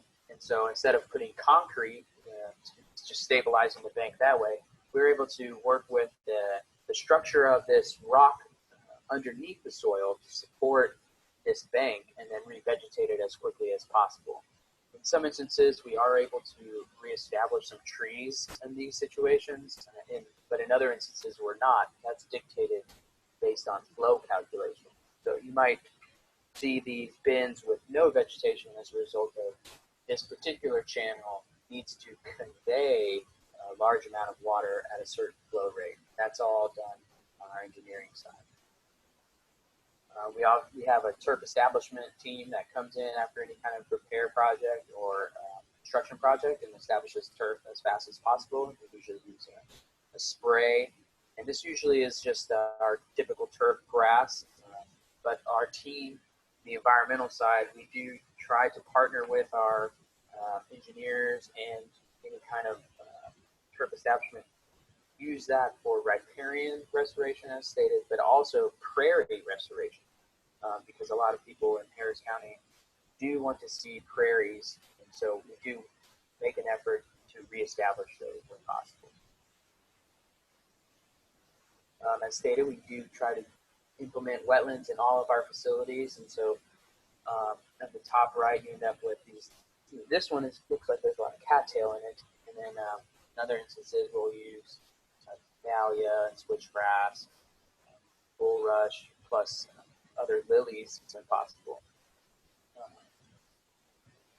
Provide that. And then reforestation efforts. In the past, we have done tree planting volunteer efforts, and then we're also looking at getting that up and going again so that we can have more forested areas and really reestablish some of that. But each one of these projects has to be vetted by the engineering department, going back to that flow rate, making sure that the channel is able to support a lower flow as a result of establishing these trees, because you don't want to ruin the flow rate negatively by lowering it, because if you do, some areas will flood behind that lower flow as a result of it. That's something to consider. And then we also do wildflower areas, and you might see those along the channel banks. And we do try to prevent mowing during that time of the year, just so that we can help propagate these wildflowers for a longer time, and let that seed bank settle in once they die off. And then going back to the partnership of having trails and recreational amenities. And now we're moving on into the ecosystem services and then other services that the environmental department provides at the Harris County Flood District. So this is a map of our water quality monitoring stations. These can represent either permanent stations where we have a modem and a pump and jar that collects the water, and it's triggered by flow rate, and it'll pull water from the stream via a tube and then deposit it into a jar, and then the team will go out, take that jar to the laboratory for analysis to determine what kind of pollutants we're observing. And usually we'll have about 2 stations, one at the inflow and one at the outflow. And the existing water quality monitoring is available online. If you want to view some of it, you can contact me with my email address that's at the end of this slide, and Claire may distribute it also. So this is what one of those water quality monitoring stations look like.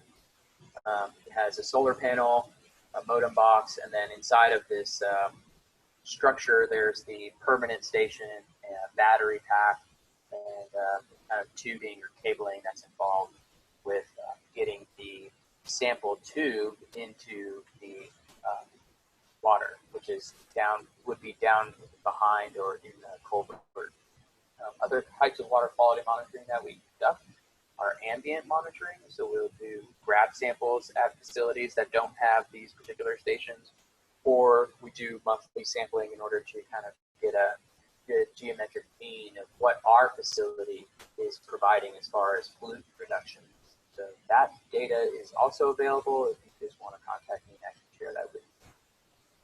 And then we do construction monitoring. We inspect some of our construction sites from a regulatory side, so we want to make sure that our engineers and contractors that we're hiring, specifically contractors that we're hiring, are doing their due diligence to prevent sediment transport. And we can't do that everywhere since the county is so large and there's so few of us at the office. But we do have a partnership with the Harris County entity, the actual Harris County, and they do enforcement and inspection. So they have a pollution control hotline that you're able to contact in order to get an inspection if you feel that it's necessary. Some of the equipment we use at some of our monitoring sites as well is a water quality sonde in order to monitor temperature and dissolved oxygen, pH, and in some instances chlorophyll A. Now, we usually use these at the same sites that have the water quality monitoring stations, just so we have different parameters that we're looking at and we can pull immediately from these devices, but as well as have some kind of backup as far as level in the facility. So the permanent stations will also do monitoring of water level, but also these devices will also do water level monitoring. And so that's important for us because we can capture that and see if there's any disputes between what the engineered hydraulic models were showing and what they are in reality. And to this day, we haven't really found any discrepancies that on the few facilities that I've inspected. So that just goes to show that the modeling is pretty accurate.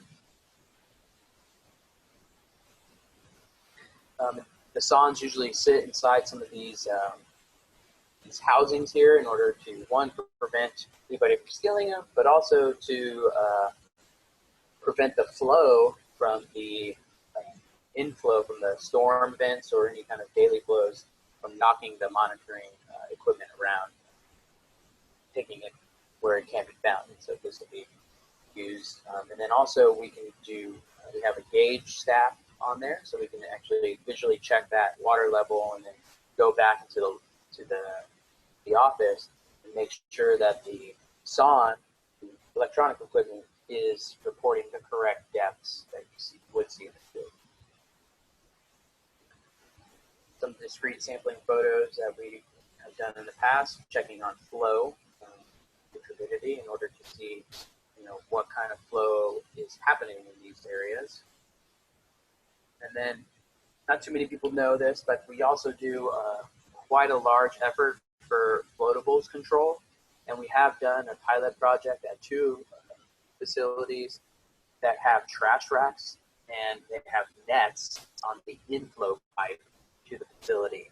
And these were demonstration projects. We still provide this as far as a floatables control program, but we have not expanded it as a result of cost. And specifically the cost of having a contractor go and remove that, as well as the inspection and inventiveness. So you have to go out pretty regularly, make sure that it's not clogged to the point that it's going to prevent high flow events from filling the facility, but also finding the nettings on the back end. Sometimes the manufacturers will close down or change tooling. They don't provide that netting anymore. So one problem we had came up against was trying to acquire nets from a manufacturer in order to continue this project. So that's something to consider when you hear those suggestions to utilize these nets on floatables. It's very maintenance intensive, and it could prevent some flow from providing that flood damage reduction that our entity is trying to provide. So that's why you might not see this all around the county. We also partner with the Buffalo Bayou Partnership, and they do maintenance on Buffalo Bayou and Brays, in certain areas of Brays specifically. They use biovacs and skimmer boats. And they pick up a lot of floatable debris that's basically going into Buffalo Bayou. And it's a very maintenance intensive. They go out daily with volunteers to collect all this trash, and they collect thousands of cubic yards. It's not multiple thousands of cubic yards, but definitely in the thousands of cubic yards. And that data is available in our annual MS4 report. So if anybody's interested in that, then please reach out and I can share that information with you on some of the floatables work that we do with the Buffalo Bayou Partnership. A look at one of their rebuilt biovacs that they use to suck up some of the floatables. This piece of equipment was difficult to rebuild from what I understand, since the engines that they use are legacy engines, so it's harder to find parts. So you might not find something like this in other cities. But this does make it easier to collect that floatable debris instead of having to have man hands or people pulling in the floatables with a rake onto a boat deck. Then see, there's a different boat where you actually have to have physical people pulling in and raking in that boat, that floatables into the boat. And then a boom that we might put out near Buffalo Bayou, collect the trash, prevent it from flowing down into Galveston Bay. And then floatable debris that happens inside of a facility. So this would be in our Brays Bayou area. We might partner with the Buffalo Bayou and say, hey, we've noticed there's an influx of floatable debris. Can you come out and start picking it up? And in some cases, this is pretty detrimental. It's very large, difficult task to complete because these facilities are multiple acres in size, multiple hundreds of acres. And so you end up with large rings, bathtub rings of floatable debris. And this is just an example of where all the floatables were deposited as a result of the debris that came through here. But this is also an example of a facility that incorporated the first efforts to provide a low flow, circuitous area with a riparian buffer. In this instance, you can see that it's still being mowed and maintained. But nowadays, if you were to go out to this location, you would actually see a lot of forested area in all these peninsulas and on these islands. So you can go out there and really escape the city where it's right up against you all around this area. So this is a new slide we started incorporating as part of our public outreach. Most people think that in Houston and Harris County, specifically Harris County, in Houston they do have quite a bit of concrete, but a lot of these channels that have concrete are in predominantly populated the city center areas, and so you think that majority of this Harris County management is concrete, but actually about 8% of our waterways are concrete lined. And then the other part of the channels that we manage are actually about 43% have had major modifications, but they maintain some form of grass, and then low flow channel in order to prevent some of that high flow, but they don't have trees in the riparian zone that we hope for. And then there is about 24% of our channels have gone through significant modifications, but have been allowed to renaturalize or have gone through some form of reforestation. So this is one of those efforts at Rummel Creek, where there was a lot of erosion. They came in and repaired that erosion and were most likely constrained by the available land and rights of way.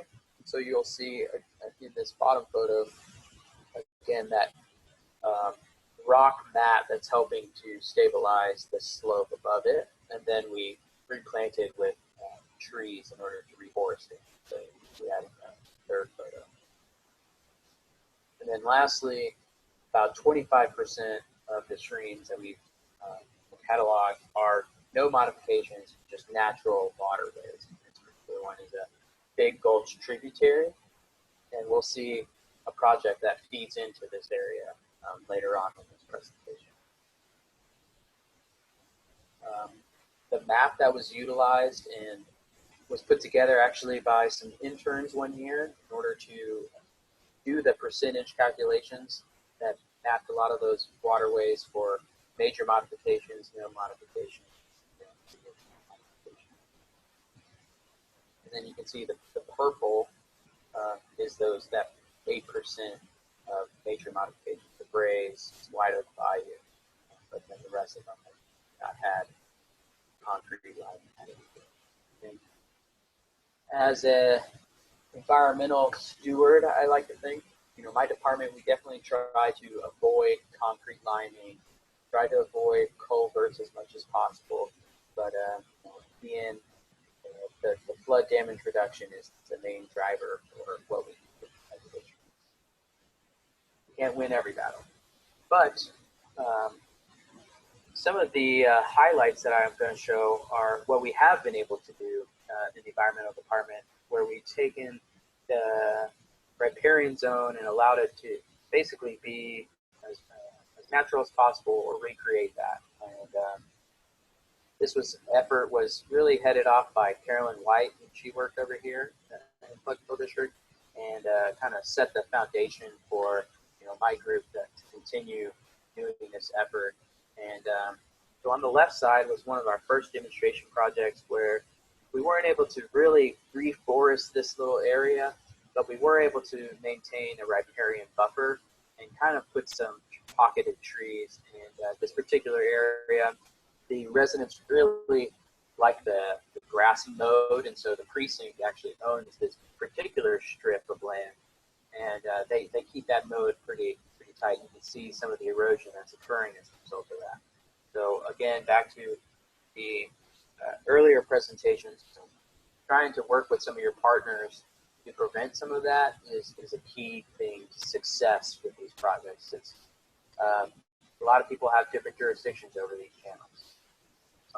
On the right side of the screen, we happened to get lucky with Google Maps, did a flyover and took photos of a section of our stream that we did a restoration natural stable channel design on one of our large channels, Cypress Creek. So this particular creek is built up, and a lot of the property is owned by outside entities right up against the edge of this channel. And, so it was a struggle to get this to fit in there, but we were able to utilize natural channel design. So it's tough to see from this bottom photo that there's circuitous nature and meanders in this, but if you look at the larger watershed and look higher up, there's actually quite a bit of bends in the channel. So we were constrained by the school and the park that we needed to maintain on either north and south side, but we were able to provide some flood benching in bankable areas. So this is what that looks like up close. I say is this Cypress Creek at Meyer Park. So anybody can visit this area and access this part of the channel. And this is now a much more forested area. There is some sediment deposit on some of these bank pool benches. That just depends on what type of flow happens upstream of this repair project, and as well as if there's enough bank pool flow to kind of pick that sediment and transport it to prevent some of that aggradation. There is also a natural trail area that a lot of the residents have utilized, and you can see some people walking. So if you wanted to, again, come experience some of this, see for yourself up close what the repair looks like after so many years, by all means, you can experience that.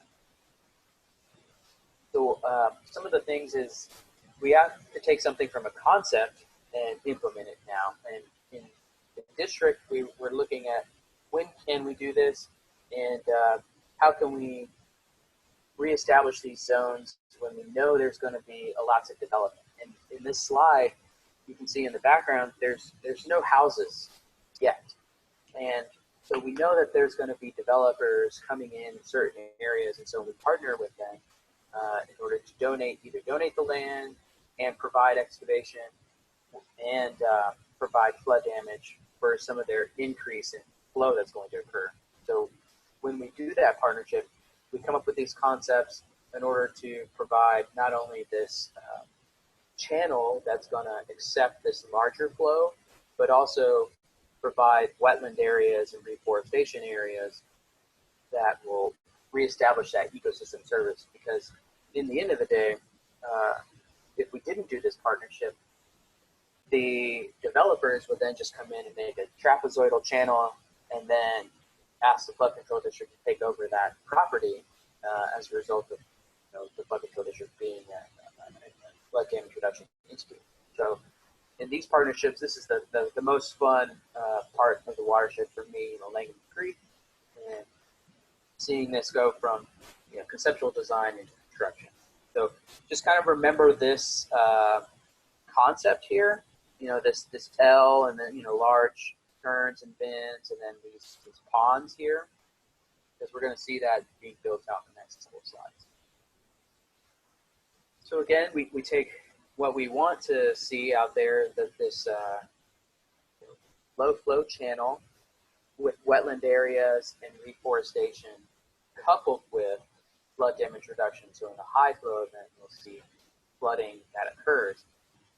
In a channelized project like this is usually accomplished with inline detention. So you'll see weir structures, or they'll use roadway crossings with culverts in order to provide the inundation during a high storm, but then transport low flow and sediment in a bank pool event. And obviously you'll have houses right up against the right of way because the developers are always trying to maximize that land. And then up close view of what we envision for the wetland areas that connect to the low flow channel. So this is what we use as a guide to say, okay, this is to the district, to the higher ups, to everybody that's saying, what are you using all this vegetation money for? This is what the vision is to let them see, okay, this is what we're providing. This is what the community is expecting to see in the long term. So just as a small note, you'll see that there is actually a discharge pipe that would represent a discharge from a neighborhood of just overland flow from their streets and their cars and any kind of irrigation coming into this wetland area and then being pre-treated essentially through wetland interaction, root system interaction, and then being discharged into the main stream system. And then this is a structure that we would put underneath and then cover with soil and plants. So what does that look like after construction begins? You can see here that developers have already started clearing that land. And since we've partnered with them, we were able to say, okay, your discharge pipe is going to go into this wetland pool system.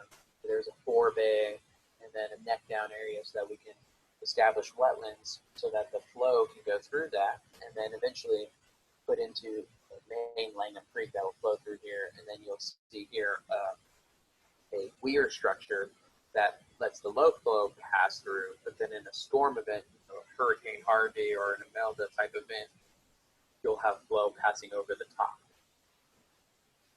And then in an everyday use, since the flow is so low, a user or somebody within the community can go down and run on a trail that they created, or do some kind of fishing, because eventually fish will come and populate this area, or do some bird watching, since a lot of the birds do enjoy this. So this is further downstream. Again, you can see how some of the neighborhood is right up against there, but now we've established turf after the construction has come through. And then you see that there's deeper pool sections before any kind of water has started to discharge into this wetland area. And one last view of that closer to the downstream zone.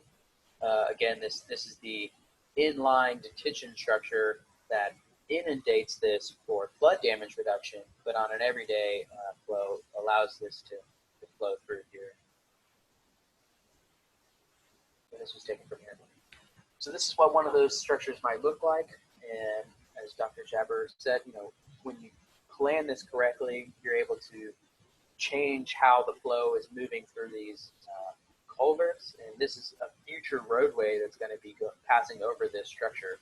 So we have a lower flow culvert that's passing an everyday flow, the bank full flows.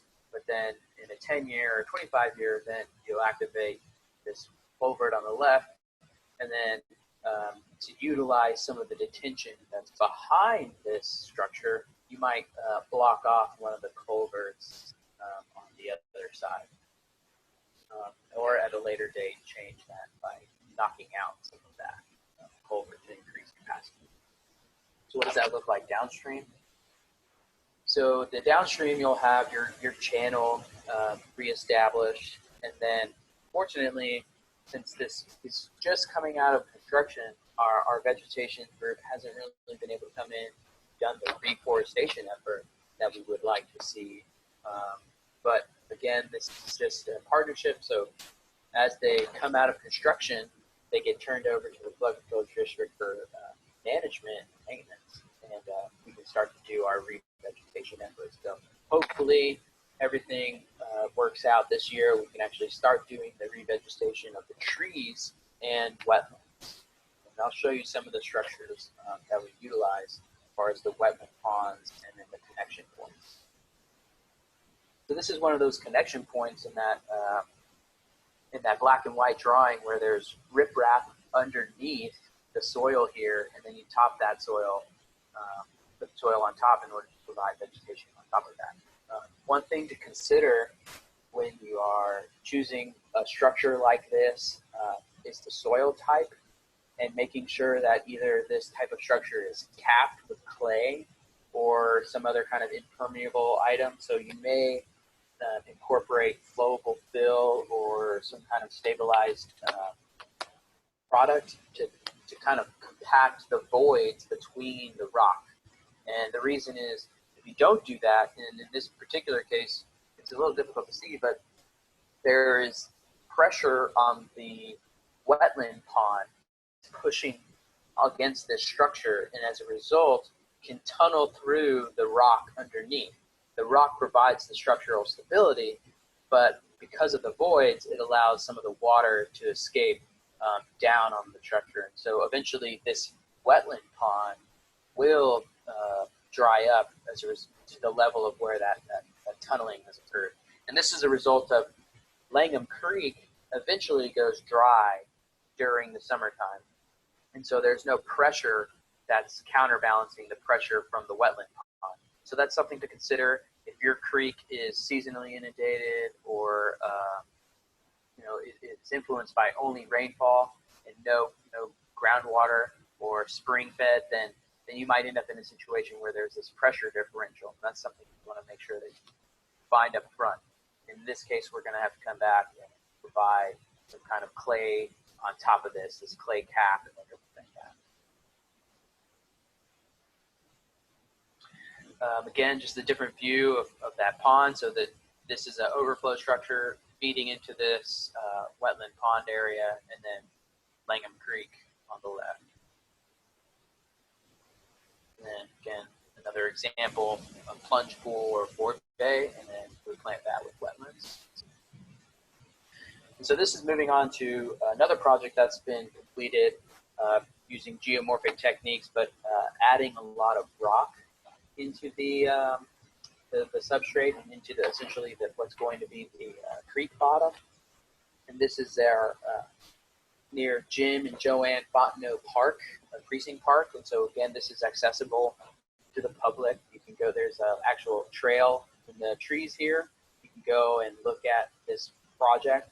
And we've used the same concept as shown before, where there's a creek system that flows through the improvement, but then we also provide wetland pools off on the sides of this area.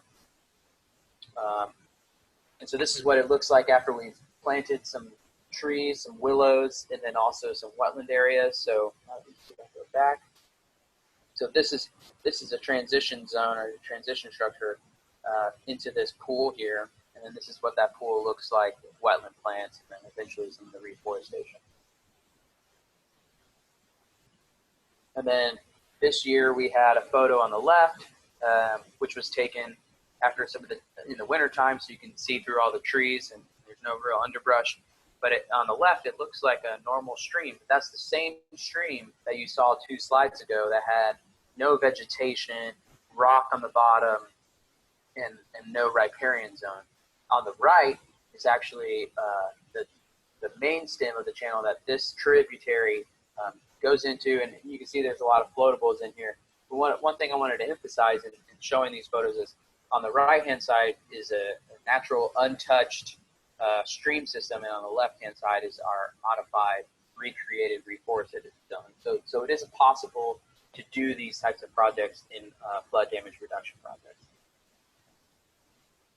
And then as a result of that, it brings wildlife into the mix, and in some instances, the wildlife is beautiful, and you're happy to see it there. In some instances, when you're dealing with nutria, they eat your wetland plants that you're establishing, or they chop down all of the reforested trees because you're reestablishing this habitat. So that is one maintenance thing that I would like to highlight as a result of reforestation projects, that you will bring wildlife back into that area, and depending on that type of wildlife, you will have to manage it on an adaptive management plan in order to kind of figure out how to work with that wildlife, whether it's a beaver, nutria, or reptiles. In some instances, it's just birds, and a lot of birders will come out. There's actually a Waterhole is a facility that we've created, Grays Bayou, and that is known for a lot of birding, and a lot of bird species go there during the migratory season. And lastly, eagles that you might see in the county. And with that, my presentation is over.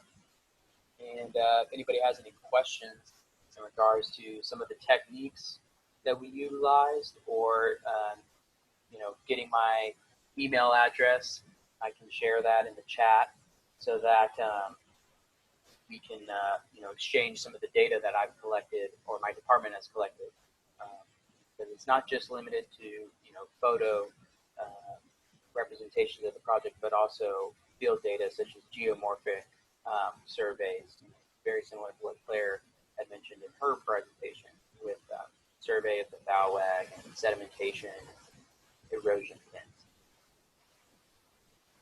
Thank you, Roberto. We do have a couple questions. I know we're running a little over on time because we had some of those technical difficulties early on. So if you wanted to stop sharing, and then Ryan, you can start sharing, and then maybe you can address these questions quickly as we switch over.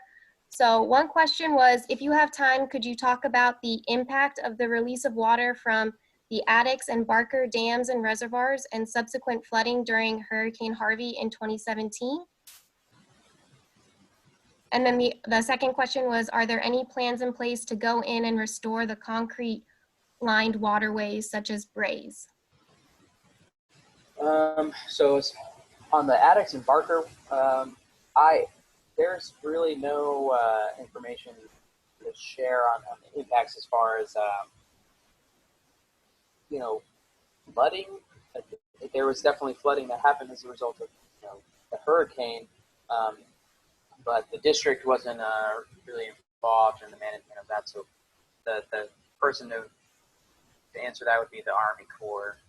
But from an ecological standpoint, there was a lot of sedimentation deposited in Buffalo Bayou, and a lot of erosion did occur on Buffalo Bayou. So as a result of that, the Flood Control District is doing projects in order to stabilize those slopes, and then also do some geomorphic analysis to understand whether or not we can utilize some of these geomorphic techniques to prevent some of that erosion in the future. And we're also working with the Buffalo Bayou Parks Board, I believe, to conduct those projects, and then also figure out where we want to do some of those riparian plantings. And then the concrete lining, There are talks about removing some concrete lining. There's a study on Light Oak Bayou particularly to remove that, and the reason is because there's sufficient right-of-way.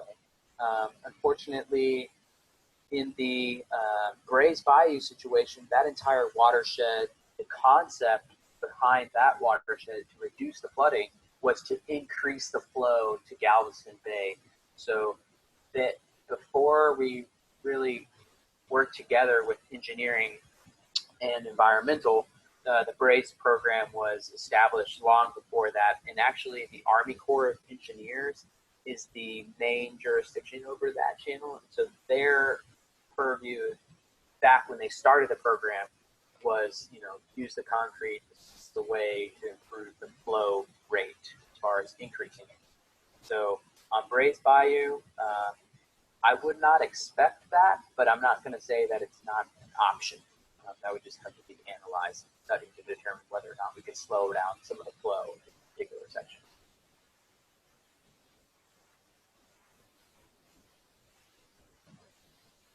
And then one did come in saying the photos with the concrete channel show grass on higher slopes. Does that imply mowing fertilization runoff?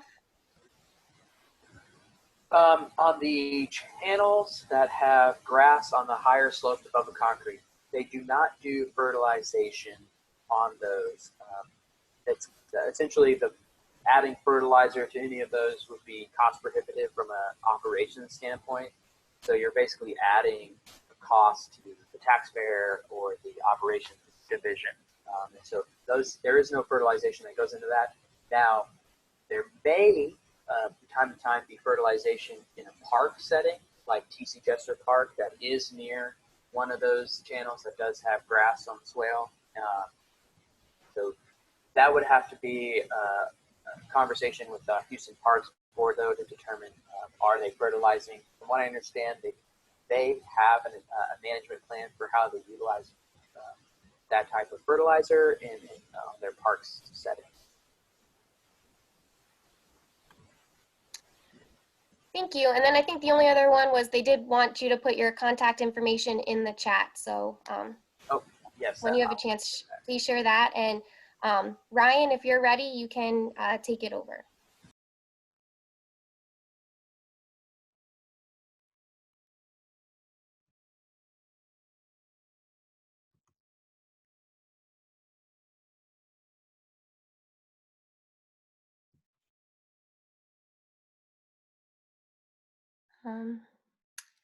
I see your screen, Ryan, but I don't know. We can't hear you if you're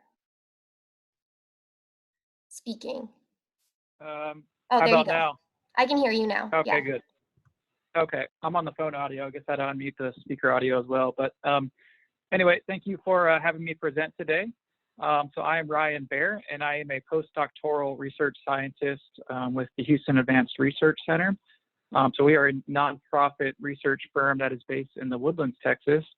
And the majority of our projects are focused on Galveston Bay, as well as the Houston-Galveston region itself, most of which is contained within the lower Galveston Bay watershed. But today I'm going to talk about some watershed protection planning efforts, and specifically some planning that was conducted for the Double Bayou Watershed Protection Plan project that we've had ongoing for a number of years now. So definitely thank you to the Texas State Soil and Water Conservation Board, as well as the Galveston Bay Estuary Program through TCEQ, who have provided support and funding for the project over the years. And then also thank you to USGS, who performs all of our field work and various types of sampling that was conducted throughout the planning process. So I'm just going to start with a brief kind of background and introduction, and then I'm going to transition more into some of the recent updates we've had in the implementation phase. But to get started here, the Double Bayou Watershed is located on the eastern shoreline of Galveston Bay, takes up a good portion of the Trinity Bay shoreline to the east. Its majority of the watershed is within Chambers County, a small portion within Liberties County. And it's a relatively small watershed at about 98 square miles.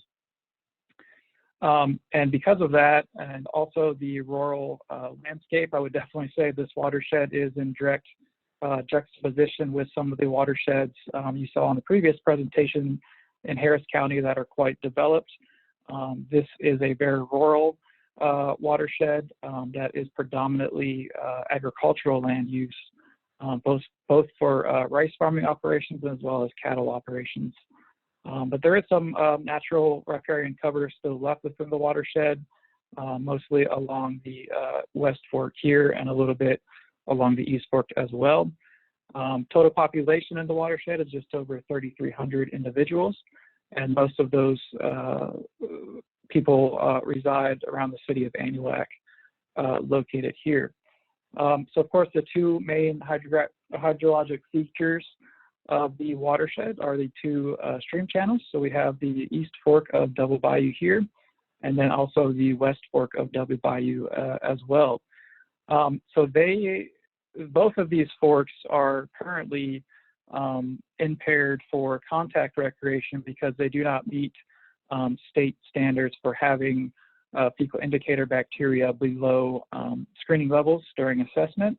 So keep that in mind, because these non-point source impairments as a result of bacteria are the reason that the watershed protection planning initiatives and the plan itself was required in the first place.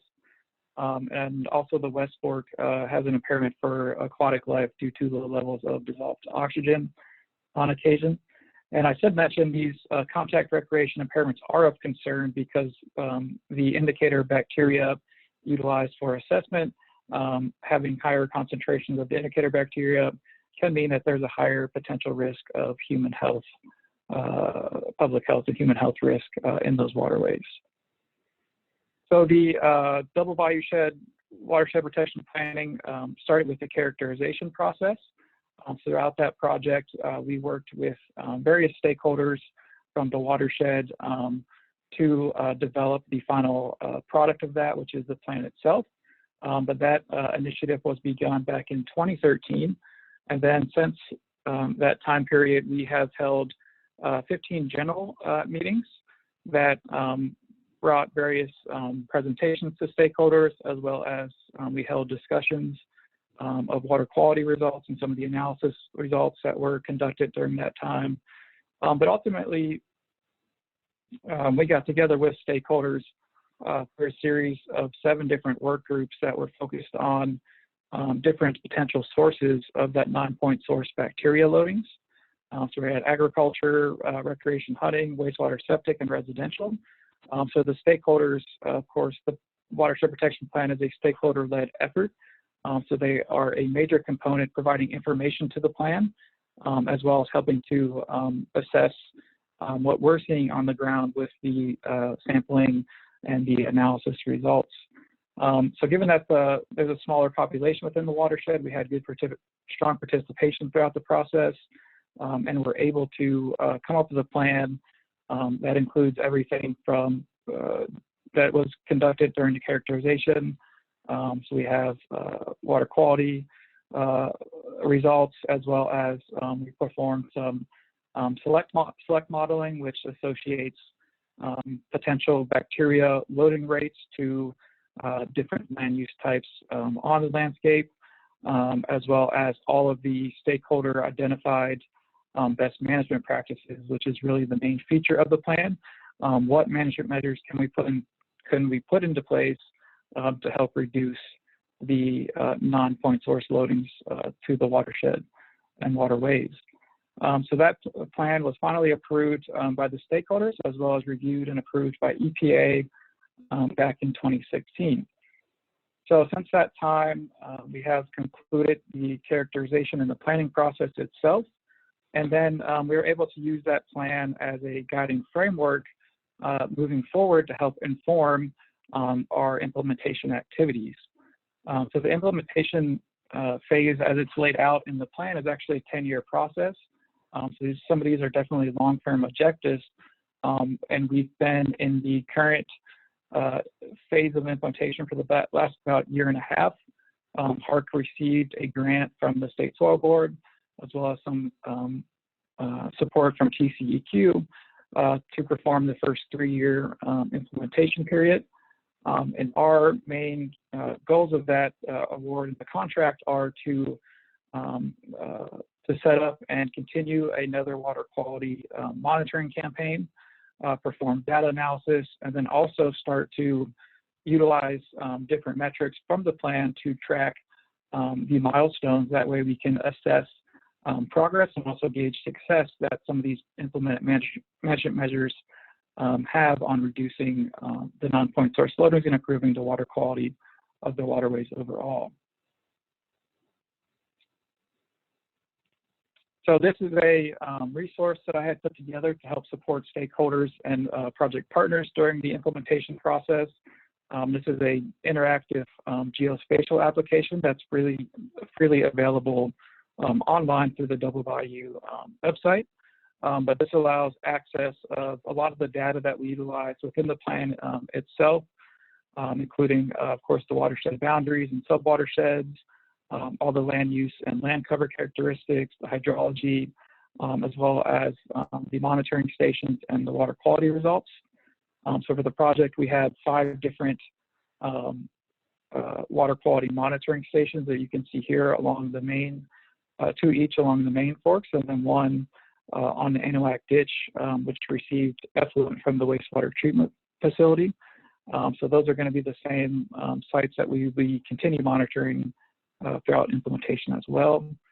But you can see here, this is an example from the interactive viewer itself with a water quality monitoring station selected. So that will give you a pop-up here that displays some of the summary statistics from the sampling that was conducted.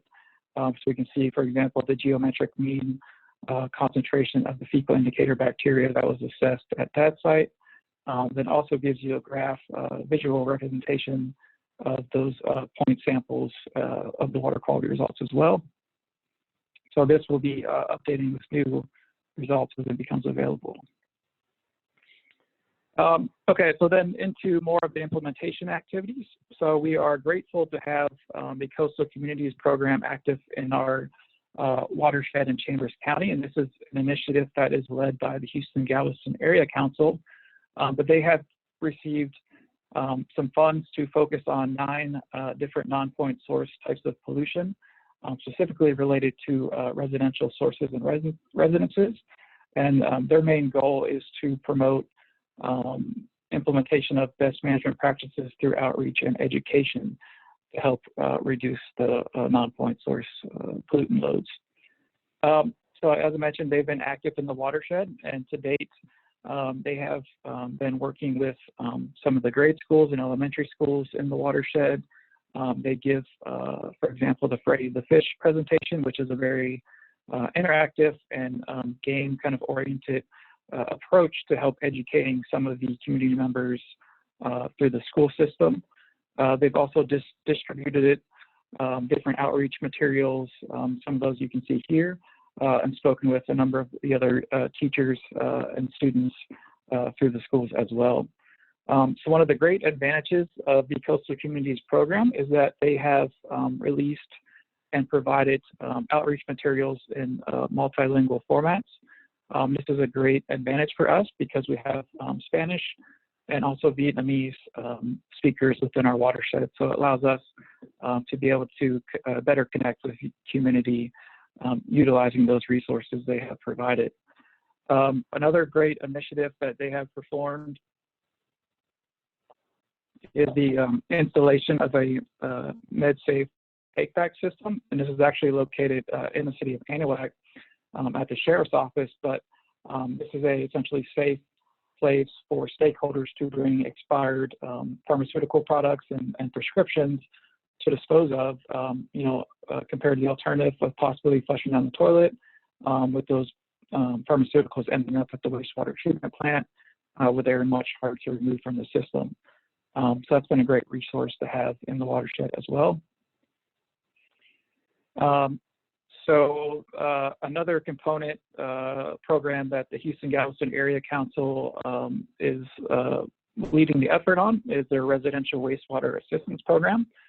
So they have obtained some funding from a variety of different sources that you can see here to target and replace malfunctioning and aging septic systems. So we've been fortunate enough to have them act within the watershed, and they've actually installed 3 new on-site septic facilities located in the southern portion of the watershed along the East Fork here.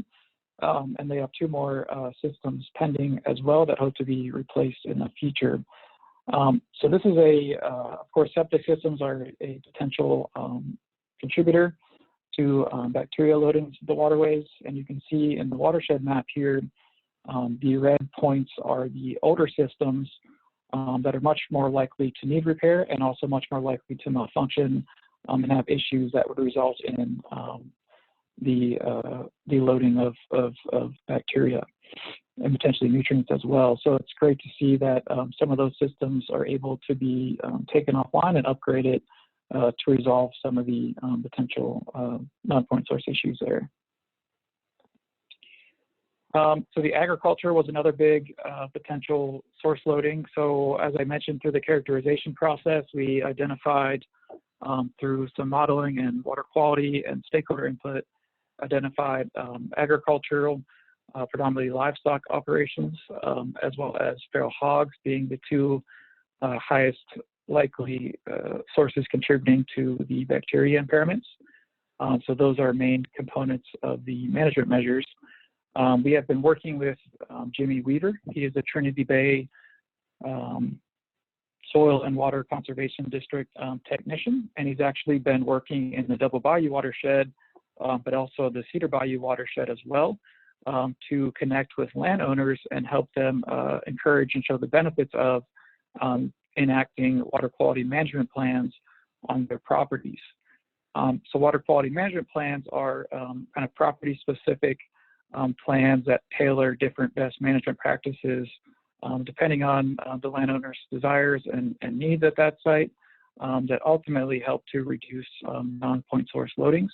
So those plans can contain measures focused on soil management, for example, or it could be fertilizer and nutrient management, as well as livestock management, so encouraging livestock to drink water from alternative water sources that are not located on the main stream channel, to remove them from riparian areas and farther away from the stream, helping to reduce loadings, for example. So he's had quite a bit of success working in the watershed. He's had 4 new plans certified since he started. He's had an additional 2 plans requested for certification, and then he's been able to update and recertify 5 current in-place plans as well. So he's definitely a key aspect of the efforts, and he's very much on the ground, continuing to promote these plans and the benefits of reducing water quality pollutants to the waterways as well. So another major aspect of the plan, as I mentioned, is the feral hogs. They are quite an issue, not only in the Double Bayou watershed, but also throughout the region as well. And you can see here, this is, in this figure, it's actually at the Double Bayou Community Park, where it's pretty clear the rutting and extensive damage that has been caused from feral hogs in the area. So not only do feral hogs contribute bacteria loadings to the waterways, but they also cause some pretty significant property as well as environmental damage, particularly along waterways and in those riparian areas, due to their tendency to seek out water as part of their natural tendencies. So that's been a big effort ongoing, and that's being led by the Chambers County Sheriff's Office, where they're able to actually provide us with some metrics as far as their progress. This is just from the last 4 months or so. But you're able to see they've been able to remove 153 hogs from the area, which is, I think, quite substantial, and we're pretty pleased to hear about that progress. But they've also indicated that they're typically seeing the removal of about 1 to 3 hogs per day. So that's very exciting for us, and we're definitely hoping to to keep touch with them to update some of these figures, and I have the feeling that their total removal rate is probably quite a bit higher than 153 if you look at the longer period of record for sure. So that's everything I had. I just wanted to share an update on some of those implementation activities and the progress that we've been making. We've definitely been quite pleased with the success that's been able to be put in on the ground so far. And as I mentioned, we are currently partnering with the USGS, who has been out in the field conducting two water quality sampling trips so far this year. So we'll continue to have some new data roll in that we'll be able to utilize for the implementation and to help start assessing some of the potential reductions we might see of bacteria in the waterways thanks to these efforts that are being put in on the ground. But I'd be happy to answer any questions that you may have.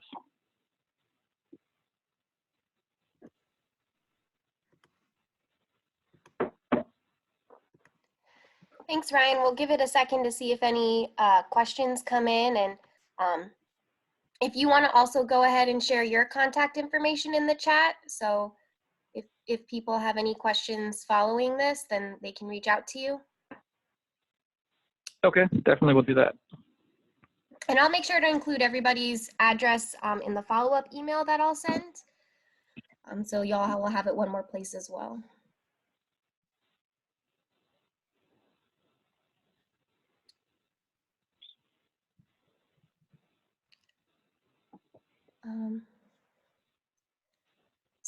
So if there aren't any questions, I know we're a little bit over and people are probably anxious for lunch like I am. So we are gonna wrap it up. I just wanna mention on that link that I sent, the website that has the PDFs, we've also included our field data form. So even though y'all are obviously not going out into the field with us today, you can look at those data forms, and they do include a description on how to do a pebble count and a cross section. So you can read through that and then see those forms. And if you have any additional questions with those, please feel free to email one of us. I'm going to be sending out an email with an evaluation. So we also appreciate if y'all could just take a few minutes to fill out that evaluation as we're working on trying to improve this online format, as well as just improve the information y'all are learning at these trainings in general. And it's only going to take a couple minutes to fill out, so we would appreciate if you fill that out. For those of you looking for CEUs, we will be sending out those certificates to y'all individually. It takes me a second to send them to each person, so try to expect those by the end of the week as well. With that, I know we've got a few links and contact information in the chat, so I'll leave this chat room open for a few more minutes. So if people need to go back and pull links or contact information, feel free to do that. If not, thank you all for your time. We really appreciate you joining in today, and we'll definitely keep you posted as we create more trainings online, but also hopefully be able to come and be with y'all in person in the fall. So thank you.